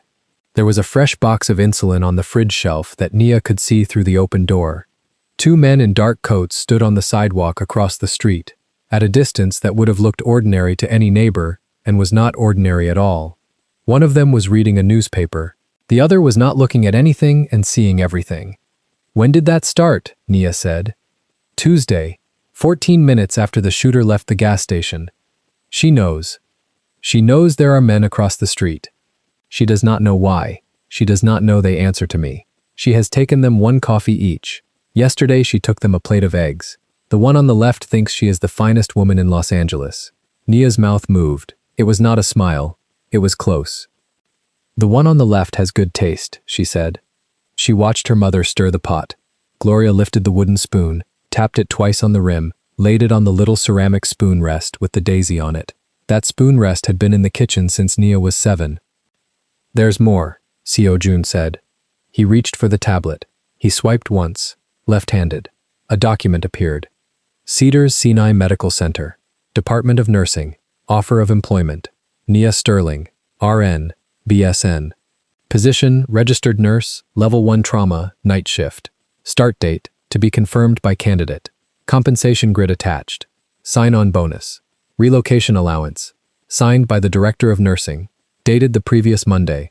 There was a second signature line at the bottom, empty, with her name printed under it.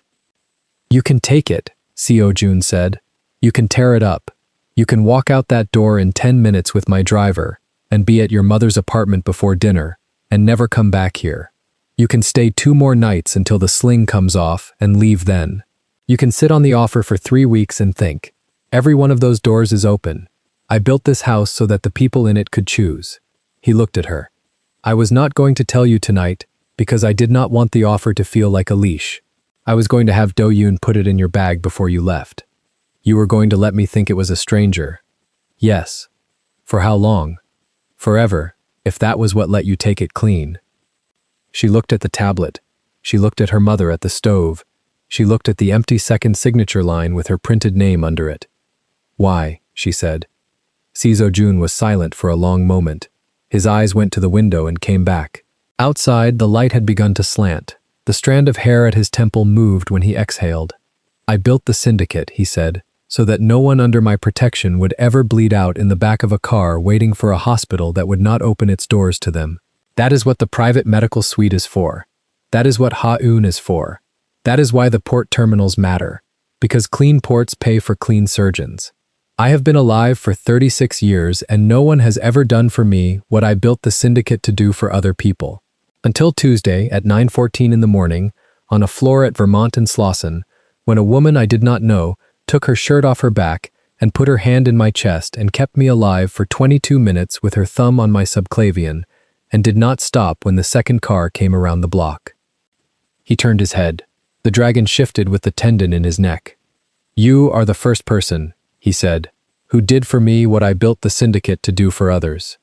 The room did not move for a long moment. Nia looked down at her hands. She turned them palm up on her thighs. There was still, faintly, at the base of her right thumb, a thin, dark line under the skin where the red cotton hem had cut into her palm on Tuesday. It had not fully healed. She had not noticed it in 3 days. She closed her hand around it. Do-yoon, she said, not raising her voice. The study door opened. Do-yoon had been on the other side of it. Of course he had. Ma'am? My mother needs a ride to her sister's in Long Beach on Saturday. My aunt makes ribs on Saturday. My mother has not seen her in 2 months. Can the man on the left drive her? Do-yoon did something with his mouth that was almost a smile. He would consider it an honor. Thank you. Do-yoon inclined his head and pulled the door closed. Nia turned back to Seo-jun. I'm going to sign it, she said. Not tonight. Tomorrow morning. I want to sleep on it once. Not because I'm not sure. Because signing an offer letter is a thing my mother taught me to sleep on. Sleep on it. I'm going home on Friday. I'll take the driver Friday morning. I'll take the sling off you Thursday before I go. Ha-eun can supervise. I don't want anyone else's hands on that arm. Understood. And when I start at Cedars, she said, you are not going to send flowers. You are not going to send a car. You are not going to be at the curb at the end of any shift. You are not going to make me a woman who checks the street. He looked at her for a long moment. He did not agree quickly. She respected that. Understood, he said. She stood. She stood the way she had come in, without ceremony, and she picked up the tablet with the offer letter and the live feed of her mother, and she held it a moment against her chest, and then she set it back on the table by the book he had not been reading. "One more thing," she said.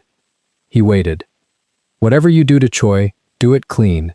I do not want anyone else on Vermont and Slauson getting shot at a gas station on a Tuesday morning either. You have my word."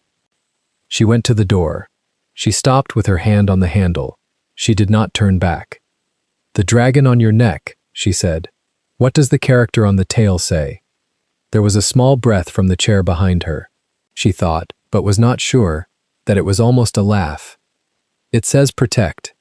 She nodded once, to the door, and she opened it, and she went out. In the corridor, Do-yoon was standing 3 paces down, hands folded, waiting. Nia walked past him and he fell into step half a stride behind, the way he had fallen into step with her every time she had crossed this house in 3 days, and this time she did not tell him he did not need to.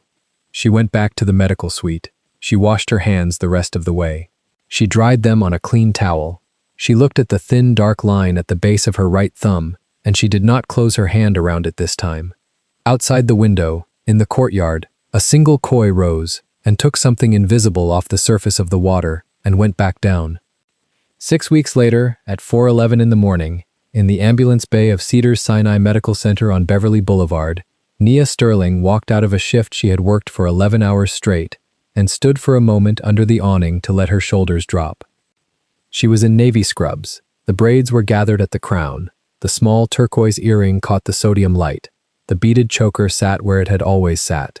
The white sneakers had a fresh scuff on the left toe from a gurney wheel. Her mother's fridge, 3 miles east, was full. The insulin was stocked to the top shelf. The Sally Mae notice was paid.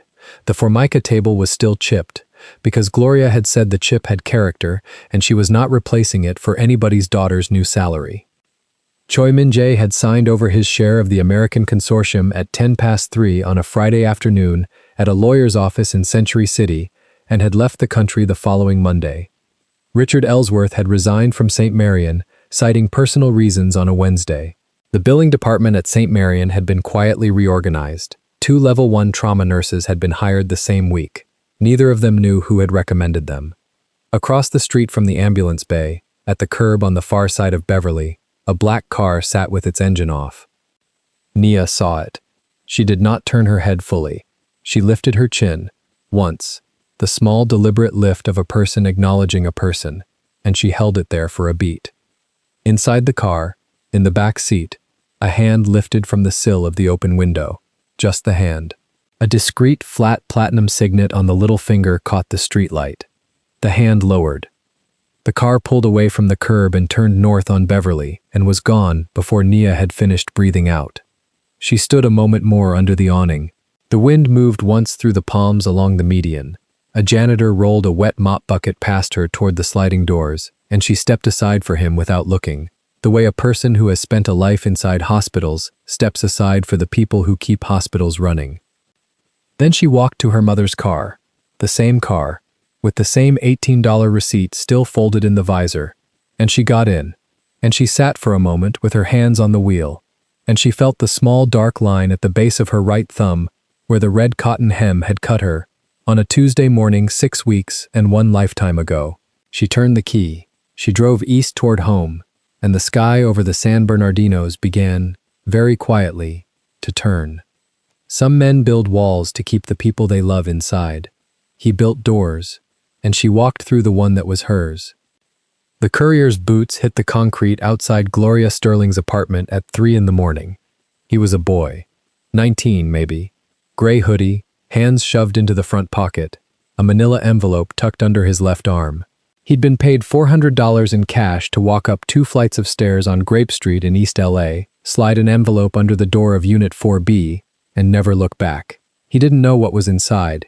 He'd been told not to know. He climbed the stairs 2 at a time. The hallway smelled of old cooking oil and the ammonia of the mop bucket the super left by the trash chute. A single bulb buzzed above the fire door. The boy stopped at 4B. He crouched. He slid the envelope. It scraped the tile inside and stopped against something soft. He heard the fabric of a slipper shift on the other side of the door. He was already 3 steps down the hall. Inside 4B, Gloria Sterling stood in her floral housecoat, with the beaded chain of her reading glasses hanging around her neck and one hand on the wall for balance. She had gotten up because her sugar was low. She had gotten up because she'd woken with her mouth dry and her hands trembling and the small, hot feeling behind her sternum she knew by name. She had gotten up to get her insulin from the fridge. The envelope was at her feet. She stared at it for a long moment. She looked at the door. She looked at the peephole. She stepped closer, slowly, careful of the slipper that was worn through at the heel, and she bent. Her knees complained. She picked the envelope up with 2 fingers, the way you pick up something a raccoon might have touched. It was heavier than paper. She carried it to the kitchen. She flipped the light on. The bulb hummed.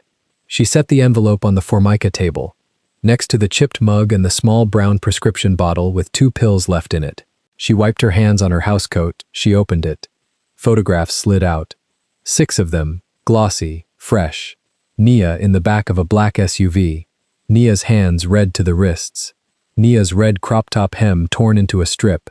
Nia bent over a body. Nia's face, in profile, lit by dashboard light, mouth set the way it went when she was counting compressions in her head. Nia's braids pulled back with a rubber band that hadn't been there when she'd left the apartment that morning. Nia with a man's blood soaking the front of her jeans. Gloria sat down. She did not sit gently.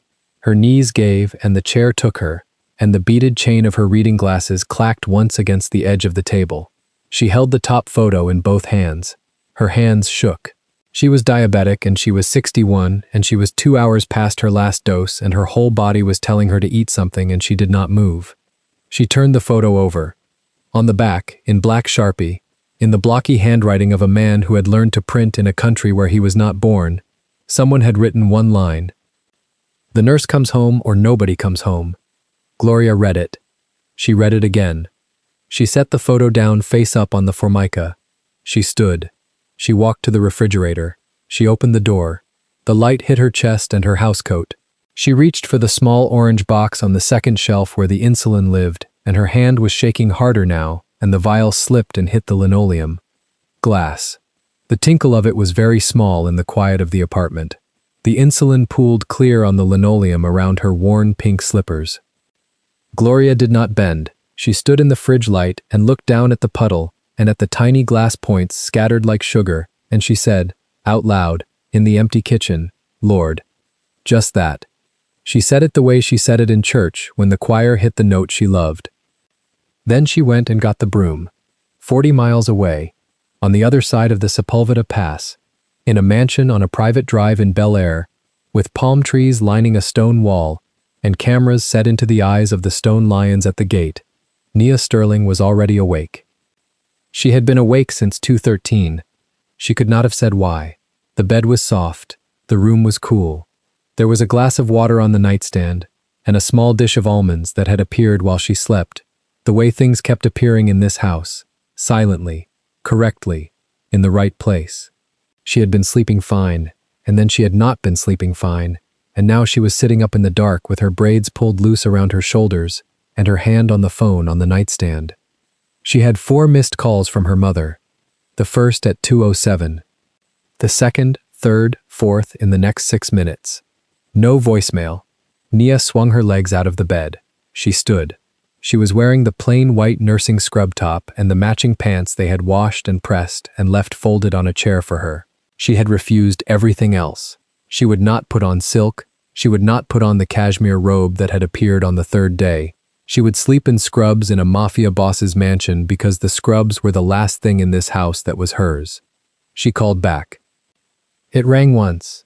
Gloria picked up. Baby. Just the word. Just her mother's voice. Nia felt her knees go a half inch and she put a hand on the bedpost. Mama. Baby, listen. Are you sitting down? I'm sitting. Did you eat? I'm eating. Nia closed her eyes. She heard on the other end the very small scrape of a spoon against a bowl. She heard her mother chewing. She heard, faintly, the hum of the refrigerator. Mama, what happened? Gloria did not answer right away. Some boy left something under my door. Nia went cold from the top of her scalp down. What? Pictures of you, baby. Nia sat down on the edge of the bed. The insulin's on the floor, Gloria said, in the voice she used when a pot boiled over and she'd handled it. Broke the vial. I'm okay. I got the pens in the drawer. I ate a piece of bread. Baby, listen to me. I'm listening. They wrote on the back. Nia waited. The nurse comes home or nobody comes home. For a moment, there was nothing in the room but the sound of the mansion's central air moving softly through a vent above the closet. Nia opened her eyes. Mama? I'm all right. Mama, put on a coat. I am not going out there. Put on a coat and walk to Miss Denise's. Nia, right now. Baby, it is 3 o'clock in the morning. Nia was already standing. She was already at the door. She was already opening it. The hallway of the second floor was lit soft and low, sconces along the wall spaced every 10 feet, the runner underfoot thick enough that her bare feet made no sound. Park Do-yoon was standing at the top of the stairs with an earpiece and a coffee cup, and eyes that had not been asleep. He looked at her once and started moving. Miss Sterling. My mother. We know. You know. 2 of ours are already on her block. They have been on her block since Tuesday night. Miss Sterling, please. Since Tuesday, yes. Nia looked at him. He did not look away. Since the day I came to this house. Yes. Something in her chest turned over. Something in her chest closed like a door. Get her out of that apartment. They are on the stairs now. Get her? They are on the stairs, Miss Sterling. They are knocking. Listen. He held the earpiece out to her. She could hear it. Faint. A knock. A woman's voice, her mother's, saying, "Who is it?" A man's voice, deep and correct, saying, "We work for a friend of your daughter, ma'am. We would like to walk you across the street." The sound of the deadbolt turning. The sound of a chain sliding. Nia handed the earpiece back. She walked past Do-yoon. She went down the stairs barefoot. She went across the great hall with its coffered ceiling and its cold marble and the pale blue light coming through the tall windows from the pool. She went into the room they had given her as a study, and she opened the closet, and she took down the small duffel bag they had bought her, 3 days ago, because she had come to this house in a bloody crop top and no clean clothes, and she began to pack. Her hands were steady. That was the worst part. Her hands had been steady when she'd packed her father's clothes into a hefty bag after the funeral when she was 12. Her hands had been steady when she'd triaged 4 gunshots at once at County the night they lost the Mendez boy. Her hands were steady now. She folded the 2 spare scrub sets. She rolled the socks. She put the small brown leather crossbody at the top. She zipped. She turned. Do-yoon was in the doorway. Miss Sterling. No. Miss Sterling. I have not said anything. You don't have to. Please. No protection. Miss Sterling. No car. No man on my block. No camera in my mother's kitchen. I will not take my mother's life and put your people in it. You don't know what you are walking into. I know exactly what I'm walking into. She lifted the bag onto her shoulder. I was walking into it before I met any of you. He did not move from the doorway. She stopped in front of him. Do-yoon. Yes. Move. He did not move. She looked up at him. She had not looked up at him before. Not really. He was 5'11" and she was 5'7", and in her bare feet she came to his collarbone. Please move. He would like to speak with you. I know he would. Miss Sterling. I will not say goodbye to him. Do-yoon was quiet. If I see him, Nia said, I will not leave. If I do not leave, my mother dies. Move. He moved. She walked out. She went back through the great hall. She went past the double doors that led to the east wing where the medical suite was, and where, 3 days ago, she had held a piece of red cotton inside a man's chest for 22 minutes. She did not turn her head. She kept her eyes on the front door. The front door was oak, black iron banded across it, a small keypad set into the frame at the height of her shoulder. She had watched the housekeeper punch the code once, 6 digits. She reached the keypad. She punched 6 digits. Nothing. She punched them again. The small red light at the top of the pad stayed red. She stepped back. She stared at it. She punched them a 3rd time. She heard herself breathing. Red. Red. Red. Red. For a cold minute she stood in the entry hall of a mansion in Bel Air with a duffel bag on her shoulder and a phone in her hand, and her mother 40 miles away, with a broken vial of insulin on the linoleum, and she believed, she truly believed, all the way down to the base of her spine, that Han So-jun had locked her in. She believed he had watched her pack. She believed he had chosen this. She believed she had spent 3 days keeping alive a man who was not going to let her go. The blood went out of her face. She turned. She looked at the staircase. She looked up the length of the runner to the shadowed landing. She looked at the closed doors along the second-floor hall. She looked at the small camera in the corner of the ceiling above the chandelier, and she looked into it, straight into it, and she did not say a word. Behind her, the deadbolt turned. The heavy oak door pulled open from the inside. It was not Seo-jun. It was a woman in a housekeeper's gray uniform, a tea tray under her arm, eyes red with sleep, keys on a leather lanyard around her neck. She looked at Nia. She looked at the duffel bag. She looked at the keypad. The code was reset at midnight, she said, in soft, apologetic English. Every night at midnight, security. I am sorry, Miss Sterling. Would you like me to enter it for you? Nia did not answer for a moment. Yes. The woman leaned around her and punched a different 6 digits. The pad blinked green. The door swung. Cold night air. The stone porch. The circular drive. A black sedan waiting, engine off, a driver standing beside it with his hands folded in front of him. Not blocking her, just standing. Do-yoon had come down the stairs behind her. She could feel him at 10 feet. Miss Sterling. She did not turn. The car will take you wherever you tell it. No one will follow you home. You have my word. Your word. Yes. She stepped onto the porch. The stone was cold under her feet. She had not put shoes on. She realized she had not put shoes on. She stopped. Miss Sterling. Do-yoon crossed to her. He set a pair of clean white low-top sneakers on the stone beside her feet. Her sneakers, washed, laces retied, placed on the porch as if they had always been meant to be there. She looked at them. She did not look up. She bent. She put them on. She stood. Do-yoon. Yes. He is not to come find me. I understand. He is not to send a man. I understand. If my mother sees one of you on our street, I will burn every bridge between me and this house. Do you understand me? I do. Say it. I understand, Miss Sterling. She walked down the 6 stone steps. She crossed the gravel to the sedan. The driver opened the back door. She looked at him. He was young, Korean, clean shave, eyes that did not meet hers because he had been trained not to. She got in. The door closed. The gate at the end of the drive rolled open.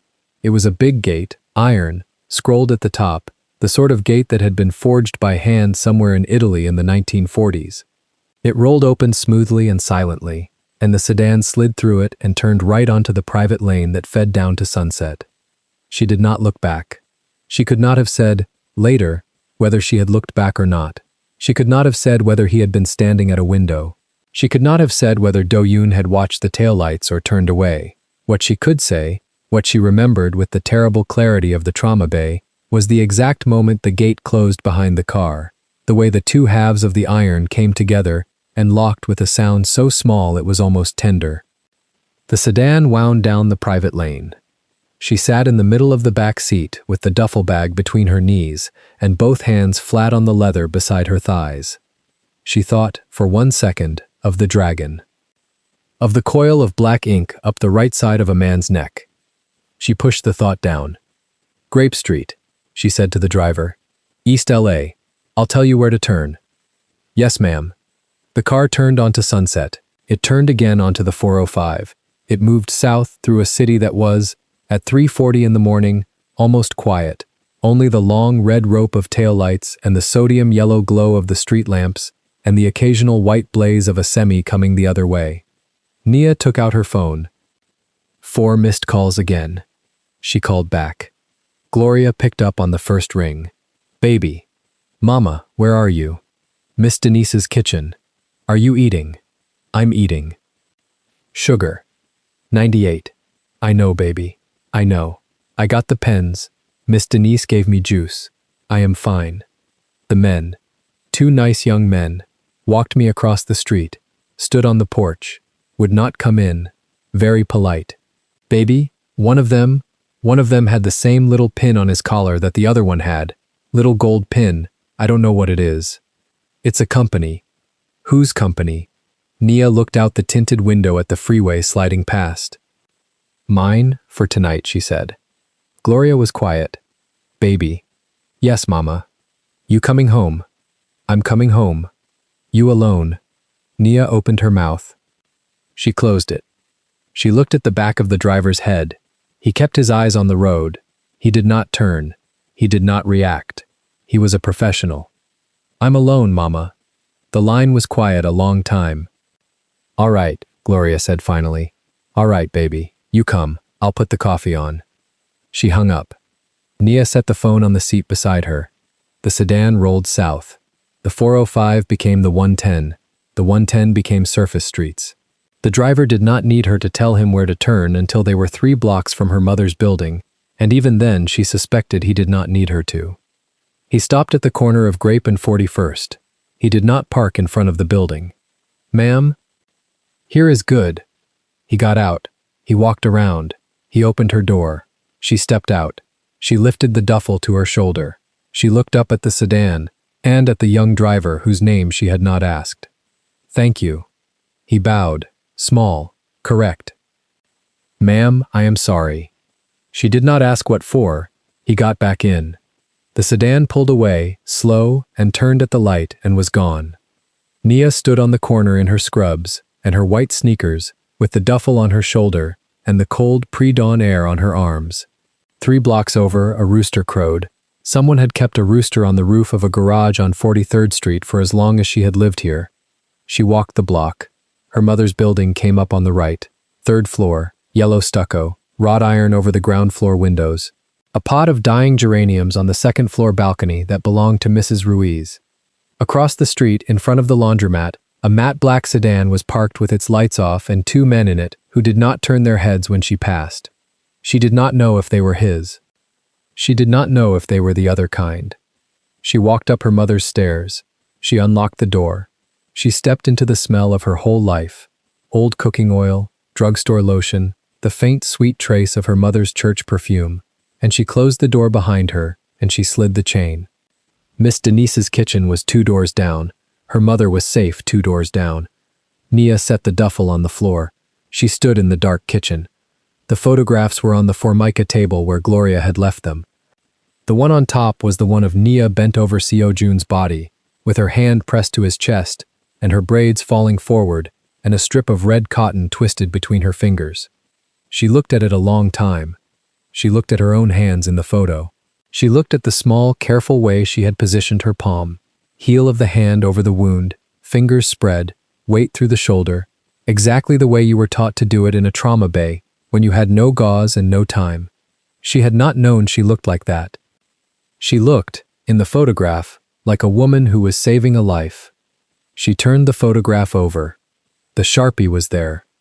The nurse comes home, or nobody comes home. She read it once. She sat down at her mother's chipped Formica table in her scrubs and her white sneakers with 3 blocks of East LA between her and the sedan, and 40 miles of freeway between her and the mansion, and she put her hands flat on the table on either side of the photograph, and for the first time in 3 days, in a small dark kitchen that smelled of her whole childhood, she cried without making a sound. Somewhere in the Bel Air house, a light stayed on all night in a study with tall windows. Somewhere on a private drive lined with palm trees, a man in a robe stood at those windows for a long time and did not move. He did not send a car. He did not send a man. He did not pick up the phone. He watched the black of the driveway where the gate had closed, and he watched the small white shape of the moon over the far ridge, and he waited for the sky to turn. At 4:50 in the morning, in a kitchen in East LA, Gloria Sterling walked back across the street from Miss Denise's, with 2 of Park Do-yoon's men flanking her, at a respectful distance she did not know how to name. She let herself into her apartment. She saw her daughter at the table. She saw the photograph face down. She saw the hands flat on the Formica. She did not speak. She went to the stove. She put the coffee on. Nia lifted her head. Mama? I know, baby. I don't know what I did. Gloria measured the grounds into the basket. She poured the water. She flipped the switch. The pot began to gurgle. You kept a man from bleeding out on a gas station floor, is what you did. Mama? That is what you did. The coffee smell rose into the kitchen. Outside, on Grape Street, the sky was the color of unwashed steel, and the first bus of the morning was groaning down toward Central, and a rooster on a garage roof on 43rd Street was announcing a day that had not yet begun. Inside 4B, Nia Sterling sat at her mother's chipped formica table with her hands on either side of a photograph and looked at the doorway of the kitchen. The chain was on. The bolt was thrown. The men across the street were not going anywhere. And somewhere on the other side of the city, a man she had refused to say goodbye to sat at a window with his shirt unbuttoned and a black dragon coiling up the right side of his neck, and did not send anyone to bring her back. She did not know yet that this was the moment he loved her. She did not know yet that this was the moment she began to love him back. She only knew that the coffee was on, and her mother was alive, and the photograph in front of her had been taken by a man who wanted her dead. She turned the photograph over. She looked at her own hands in the picture. She said, out loud, to no one, "All right." Just that. Just the word she had learned from her mother.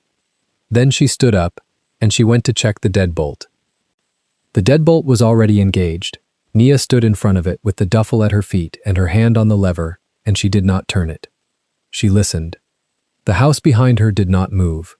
No footsteps on the marble, no voice on a stairwell, no hum of a car pulling out of the motor court, just the long silence of a place that had been built to be silent, and the small mechanical breath of a camera domed above the entry pivoting one soft click to the left. She looked up at the camera. The camera did not blink. She let go of the deadbolt. She stepped back once, then again, until her heel hit the duffel. She looked down at it. The strap was frayed where she had gripped it too hard in the elevator. Her own hand had done that in the last 4 minutes without her noticing. She lifted the duffel. She did not open the door. She turned instead and walked back into the wide foyer, past the black stone bench where she had left nothing, past the tall arched mirror that showed her a woman in a mustard crop top with red-rimmed eyes and a beaded choker sitting exact on the small pulse in her throat. She did not stop at the mirror. She kept walking. She wanted to be moving when he found her, if he found her, because standing still had become something her body refused to do. She heard him before she saw him. Not shoes, bare feet on stone, slow, even. One long pause between the third step and the fourth that told her he had stopped at the landing to look down at her before descending the rest of the way. She turned to face the staircase. Han So-jun came down without hurry, white dress shirt unbuttoned all the way, sleeves loose at the wrists, the fabric moving with him the way water moves. Black trousers, no belt, no jacket, no tie. The dragon on the right side of his neck traveled the length of it in fine matte lines and disappeared under the collar of his shirt at the collarbone, then reappeared as the shirt fell open across his chest, the black ink running down over pale scar tissue that had not been there 6 days ago. He carried nothing. He reached the bottom of the stairs and stopped there, one hand on the banister, and he looked at her the way he had looked at her the first time in the corridor of the medical suite, not measuring, recognizing. "You didn't leave," he said. "The code didn't work. The code works." She felt her jaw set. "Then why?" "Because I asked Do-yoon to hold the gate for 4 minutes. 4 minutes. So you'd have to decide twice." She stared at him. "Once at the door," he said. "Once here." Her hand tightened on the strap of the duffel. She could feel every stitch of it. "That's a cage, Seo-jun." No. He took one step off the last stair, and the marble did not make a sound under him. "A cage is when I don't tell you the code is being held. A cage is when the second minute goes by, and you don't know why. I told Do-yoon 4 minutes. I'm telling you now. The gate opens the second you ask. So ask me to ask. I'm not going to ask you for anything." She looked at him a long time. He waited. "Then what is this?" she said. Quiet, almost tired. "This is me handing you 3 things," he said, and then walking back upstairs. He raised his right hand, palm open, and she saw for the first time what he had been holding against his thigh, a slim black tablet, screen dark, and folded on top of it a single sheet of cream paper with a seal in the top corner she couldn't read from where she stood. He walked to her. He did not close the last 2 feet. He stopped 1 arm's length away, and he turned the tablet toward her and woke it with his thumb. The screen filled with a live camera feed. A kitchen. Nia's kitchen. Gloria's kitchen. The chipped Formica table. The wall clock she had bought at a swap meet in Norwalk in 2019. The refrigerator with the magnets from every field trip Nia had ever chaperoned back when Gloria still worked lunch. Gloria was at the table in her floral housecoat, glasses low on her nose, and she was eating a bowl of oatmeal, a cut half of a banana on a saucer, a small orange bottle of insulin in a fresh box beside the salt shaker, unopened, the pharmacy sticker still on it. Gloria was laughing. Nia's chest closed. She looked past Gloria, and she saw them. Two men in dark suits standing at what Nia knew was the far corner of the living room, near the front window, one of them with his back to the glass so no one on the street could get a line through to the kitchen. The other one had a paper cup of coffee in his hand and was listening to whatever Gloria was saying with a small, polite smile. Neither of them was touching anything. Neither of them was closer than 8 feet. The camera was angled from the top corner of the kitchen, from the smoke detector Nia had installed herself in 2020, which meant they had not put a camera in her mother's house. They had accessed the one already there. She realized she was crying only when a drop hit the screen. "They've been there since 3:15 this morning," Seo-jun said. The Sharpie on the fridge was gone by 3:20. The insulin was replaced by 4. 2 boxes in the drawer, 1 in the fridge. The pharmacy delivery is set for the 15th of every month from now. Standing account, no signature required. She thinks it's a program from the union. She's already called 2 of her friends about it. Nia could not speak. The 2 men leave in 6 days. They go the day the Choi audit hits the federal filing, and the last name on the wire ledger has nowhere to run. After that, there's no reason for anyone to walk toward your mother's block, and there won't be anyone I have to send. 6 days, Nia. Then they're gone. She wiped her face with the back of her wrist. She looked at him. And if I stay in this house, they stay in that house. No. No? They stay in that house until the 6th day, whether you leave in the next 10 minutes or in 10 years. He held her eyes. Your mother's safety is not a lever. That was the first thing I decided. She felt the sound she made, and she did not know what to call it. Something between a laugh and a breath she had been holding since the gas station. He waited until she had it back. Then he turned the tablet dark and slid the folded cream paper off the top of it and held the paper out to her. She did not take it. What is that? Read it. You read it. He did not smile, but something in the set of his mouth eased. He unfolded the paper. He held it so she could see it, and so his hand would not shake if it wanted to, though his hand did not shake. The letterhead was Cedars Sinai Medical Center. The department was Ruth and Harry Roman Emergency Department. The date at the top was 6 days ago, the morning of the shooting. The morning she had walked into St. Marion and Ellsworth had told her he had 500 applicants. She read the first line and stopped. She read it again. Offer of employment, position of registered nurse, level 1 trauma, night rotation, salary of $142,000 per annum, sign-on bonus of $18,000, benefits enclosed, start date at applicant's discretion, within 90 days of signature. The bottom of the letter had 2 signatures, the chief nursing officer, the trauma medical director. There was a small handwritten line at the bottom, in blue ink, above the second signature. Recommended without reservation. Y-H-E. Yoon Ha-eun. Nia's hand went to her mouth. She recommended me, Nia said, without ever using your name. She wrote 3 lines. She said she had worked a bleed with you, and she would work another one with you tomorrow. She said no one had asked her to write it. She said your name and your license number, and she signed it. That's all that letter is. When? She sent the email at 4:14 the morning after the shooting. Before you woke up the second time. Before I asked her anything. Before I knew she was going to do it. Nia looked at him. You didn't ask her. I would have asked her tomorrow. But she was faster. She was faster. Nia laughed once. It was small and wet, and it broke somewhere in the middle. Cedars called me twice this week, she said. I saw the number, I didn't answer. I thought it was a bill. It wasn't a bill. No. He folded the letter. He did not hand it to her yet. He held it against the tablet at his hip, and he looked at her, and he did the thing she had watched him do 6 times in 6 days, without ever quite understanding what it was. He became still. Not the stillness of a man holding something back. The stillness of a man who had decided to say something out loud and was making room for it. "There's a third thing," he said. "I don't want a third thing. You should have it anyway." He reached into the pocket of his trousers and he took out a plain white envelope, unsealed, and he opened it and slid out a single narrow strip of paper, a boarding pass. LAX to JFK, in her name, one way, seat 3A, first class, dated 3 days from now at 8:15 in the morning, on an airline she had never flown in her life.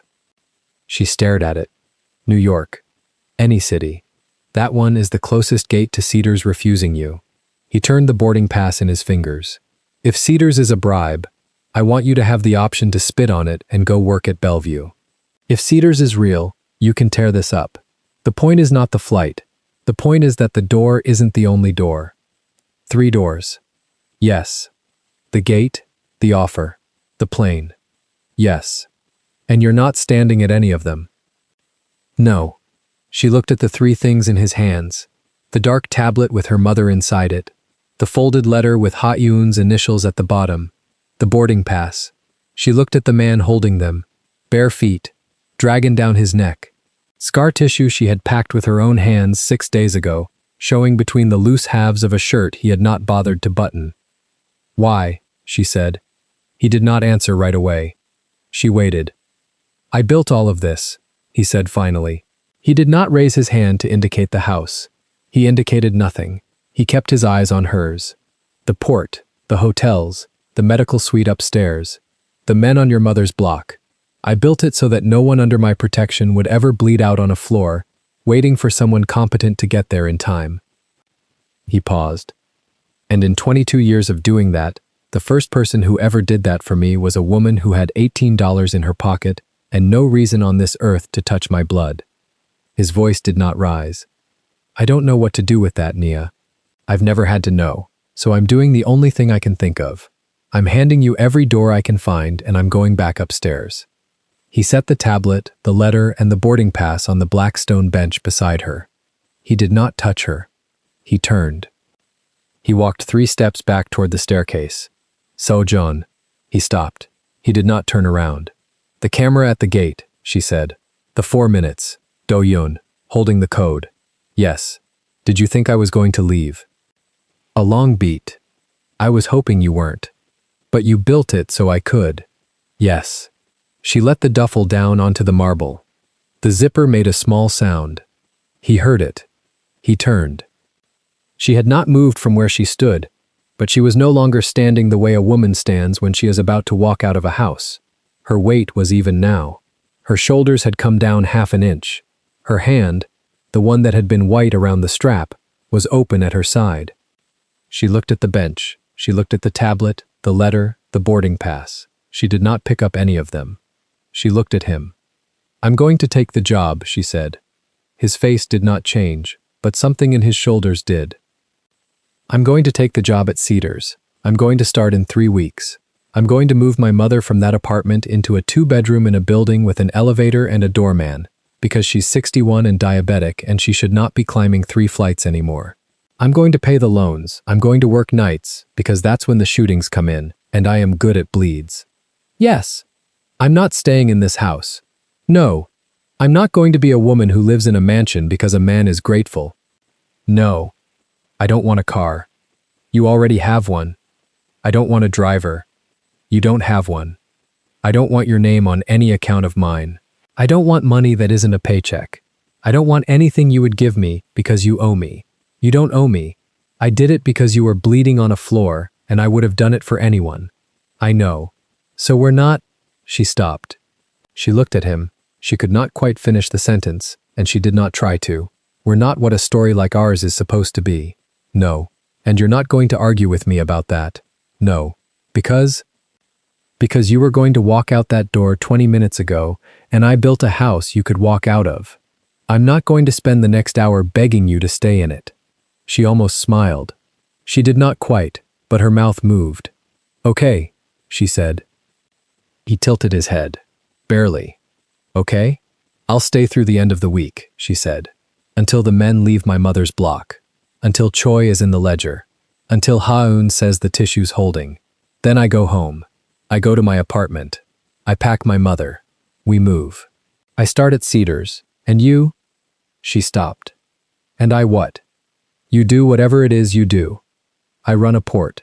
Yes. And a hotel. Yes. And a private security firm. Yes. And I stay away from your block. Yes. Except. She looked at him. Except sometimes I might drive past. She thought about it. She let herself think about it. She let herself picture it. A black car parked on the other side of Norton Avenue at 4 in the morning, engine off, headlights dark, a driver in the front seat who never got out. Sometimes you can drive past, she said. Not close. Not close. Not to be seen. Not to be seen, but if I look up and there's a car across the street, I'll know it's you. Yes. And I'll lift my chin. And I'll lift mine. And you'll go. Yes. Every time, she nodded once, small, final. Then she bent down. She picked up the duffel from where she had set it. She lifted the tablet, the letter, and the boarding pass off the black stone bench, and she put the boarding pass back into his hand. She kept the letter. She left the tablet. She held the letter against her chest. I'm going upstairs, she said. I'm going to take a shower. I'm going to sleep. In the morning I'll call Cedars. All right.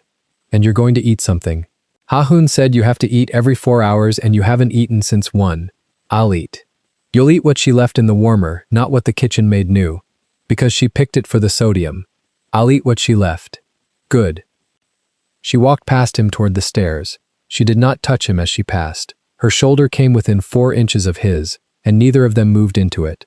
At the second step she stopped. She did not turn around. Seo-jun. Yes.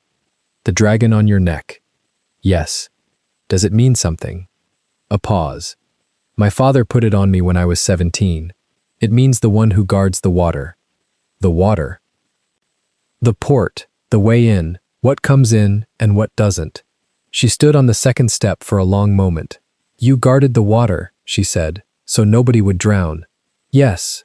That's why I'm not angry. I know. She went up. She did not look back. He stood at the foot of the staircase with the boarding pass in his right hand and the dark tablet on the bench beside him, and he watched her go until the last thread of mustard yellow disappeared into the upper hall. Then he walked to the black stone bench and he sat down on it, and for the first time in 6 days he closed his eyes. The next morning she called Cedars from the small breakfast room off the medical suite, with a cup of tea Ha-eun had poured her going cold on the sill.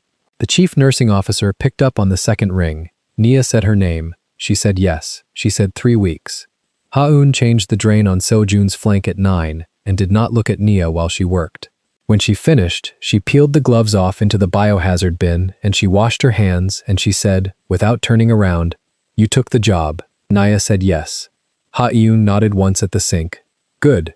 They needed you last month. Do-yoon drove Nia to her mother's apartment on Thursday. He carried the duffel up 3 flights without a word. Gloria opened the door in her housecoat and looked at Do-yoon and looked at Nia and said, Baby, who is this nice man?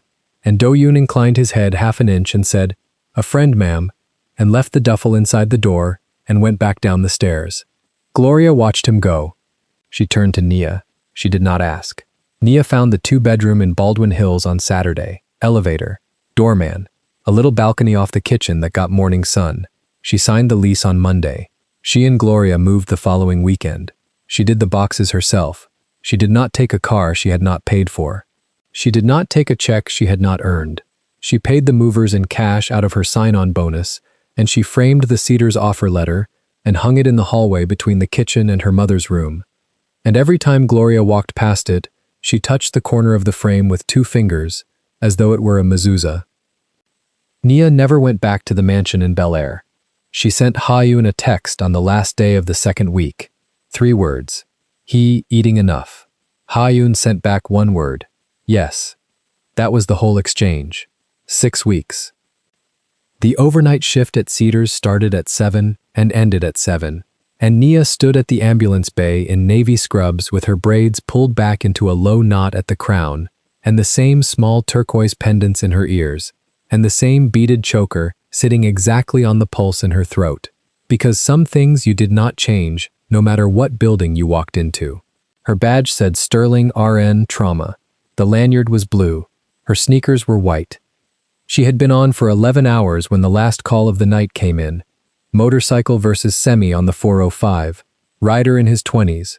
Right femur, pelvis, spleen.